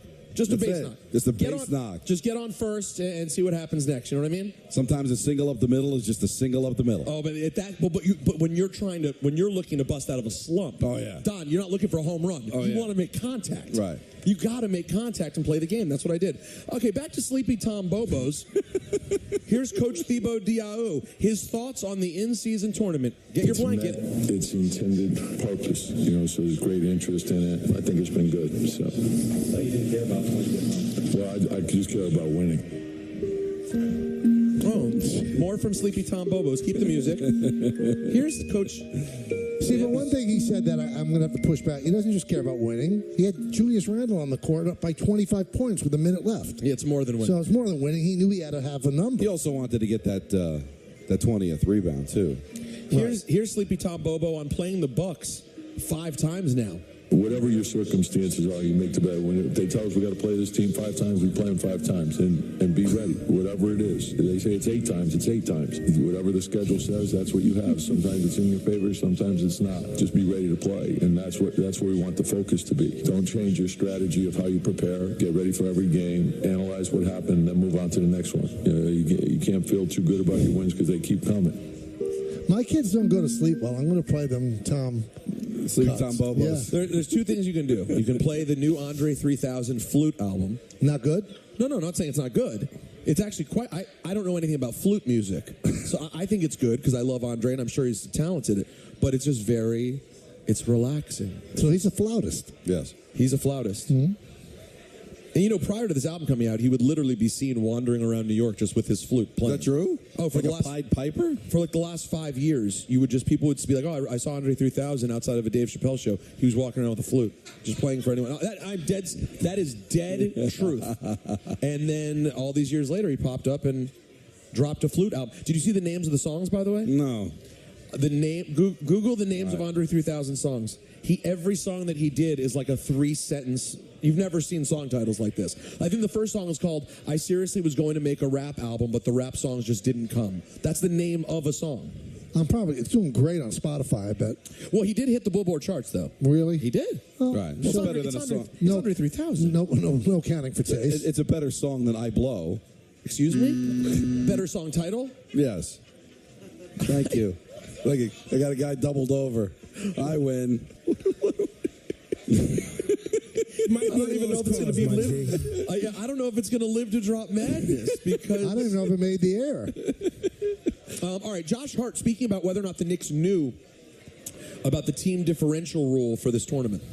Yeah, I think we kind of all knew the situation. Hopefully, we can try to figure something out to, not have it be points. Because, it's interesting because you start playing the game a little different. Games like this where you're up by 15, 20, we have the long game in our minds. So we want to get guys out.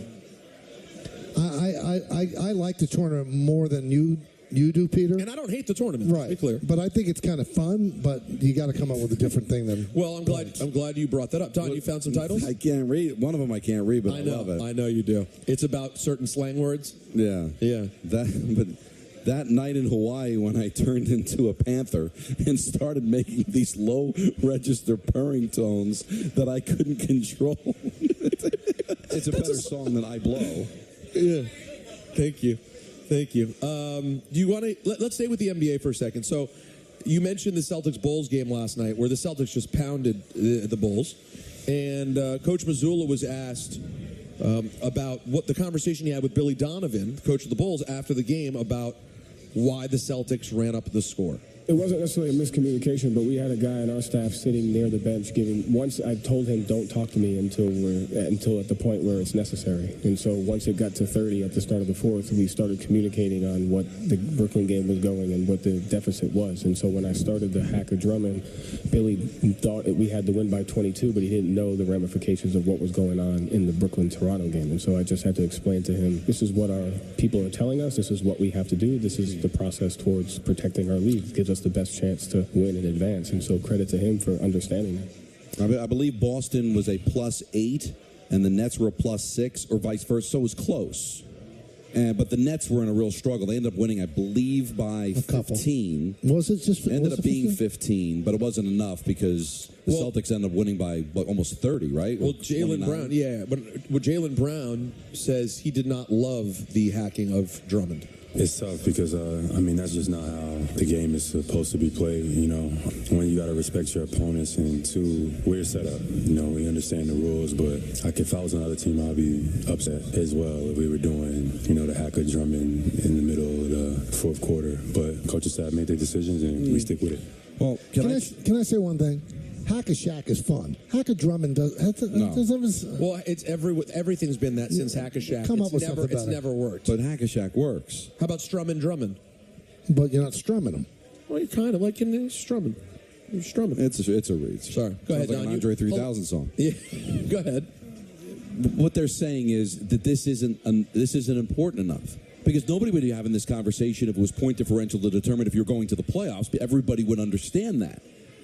Or they just think it's a stupid system. Well, they think it's a stupid system for something that's okay, but not like the end all be all. Like, I think it's going to take time, but I don't think there's a lot of players that are completely on board. Because would that conversation be happening if we were talking about point differential to determine the 8th seed and get into the playoffs? It's also funny, the players didn't quite understand that the Knicks were coming off the floor chanting, "We're going to Vegas, we're going to Vegas." And Thibodeau had to bring in their stat nerd to talk to him. You're not going to Vegas, you're going to Milwaukee. Then, if you win that game, you're going to Vegas. That's unfortunate. But everything new is going to take some time, right? Anthony. Yes, dear. What can you give me the background? Because you know everything. Anthony consumes it all.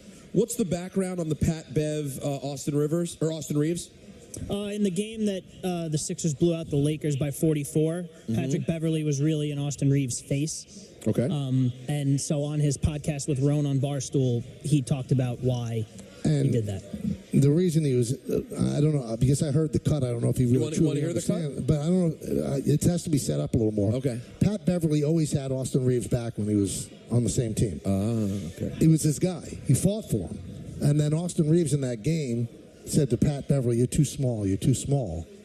And Pat said he's dead to me. That's the line? Yeah, something like, "You're too small." All right, let's hear Pat Beverley on the Pat Bev pod. I didn't want to guard anyone else but Austin Reeves last night. How dare you come in Chicago, in my hood, and hit me with the too little, and don't think that I'm going to come for your neck? It's cool. He going to feel wrath from now on. I'm picking his ass up 94 feet. And it's not personal, just business. They didn't really seem that chippy. No, it was the bump after. The bump was crucial. Yeah, the bump was needed. And you stood there like a brick wall in front of a train. Good bump, too. I put my hand up. I got a little elbow to the head as he walking through like this. Yeah, clipped him. I clipped him. Good call. I clipped him. Every time I seen the Lakers until I retire, whatever team Austin Reeves is on, I'm on his ass. Because of this? Because of that. You had nothing but glowing things to say about him, and you defended him personally when it was against the Suns. That's what made me angry about it, because I did time for him. You were in that box. I literally did time for him. You paid money out of pocket. Pocket for him. Hit me with this.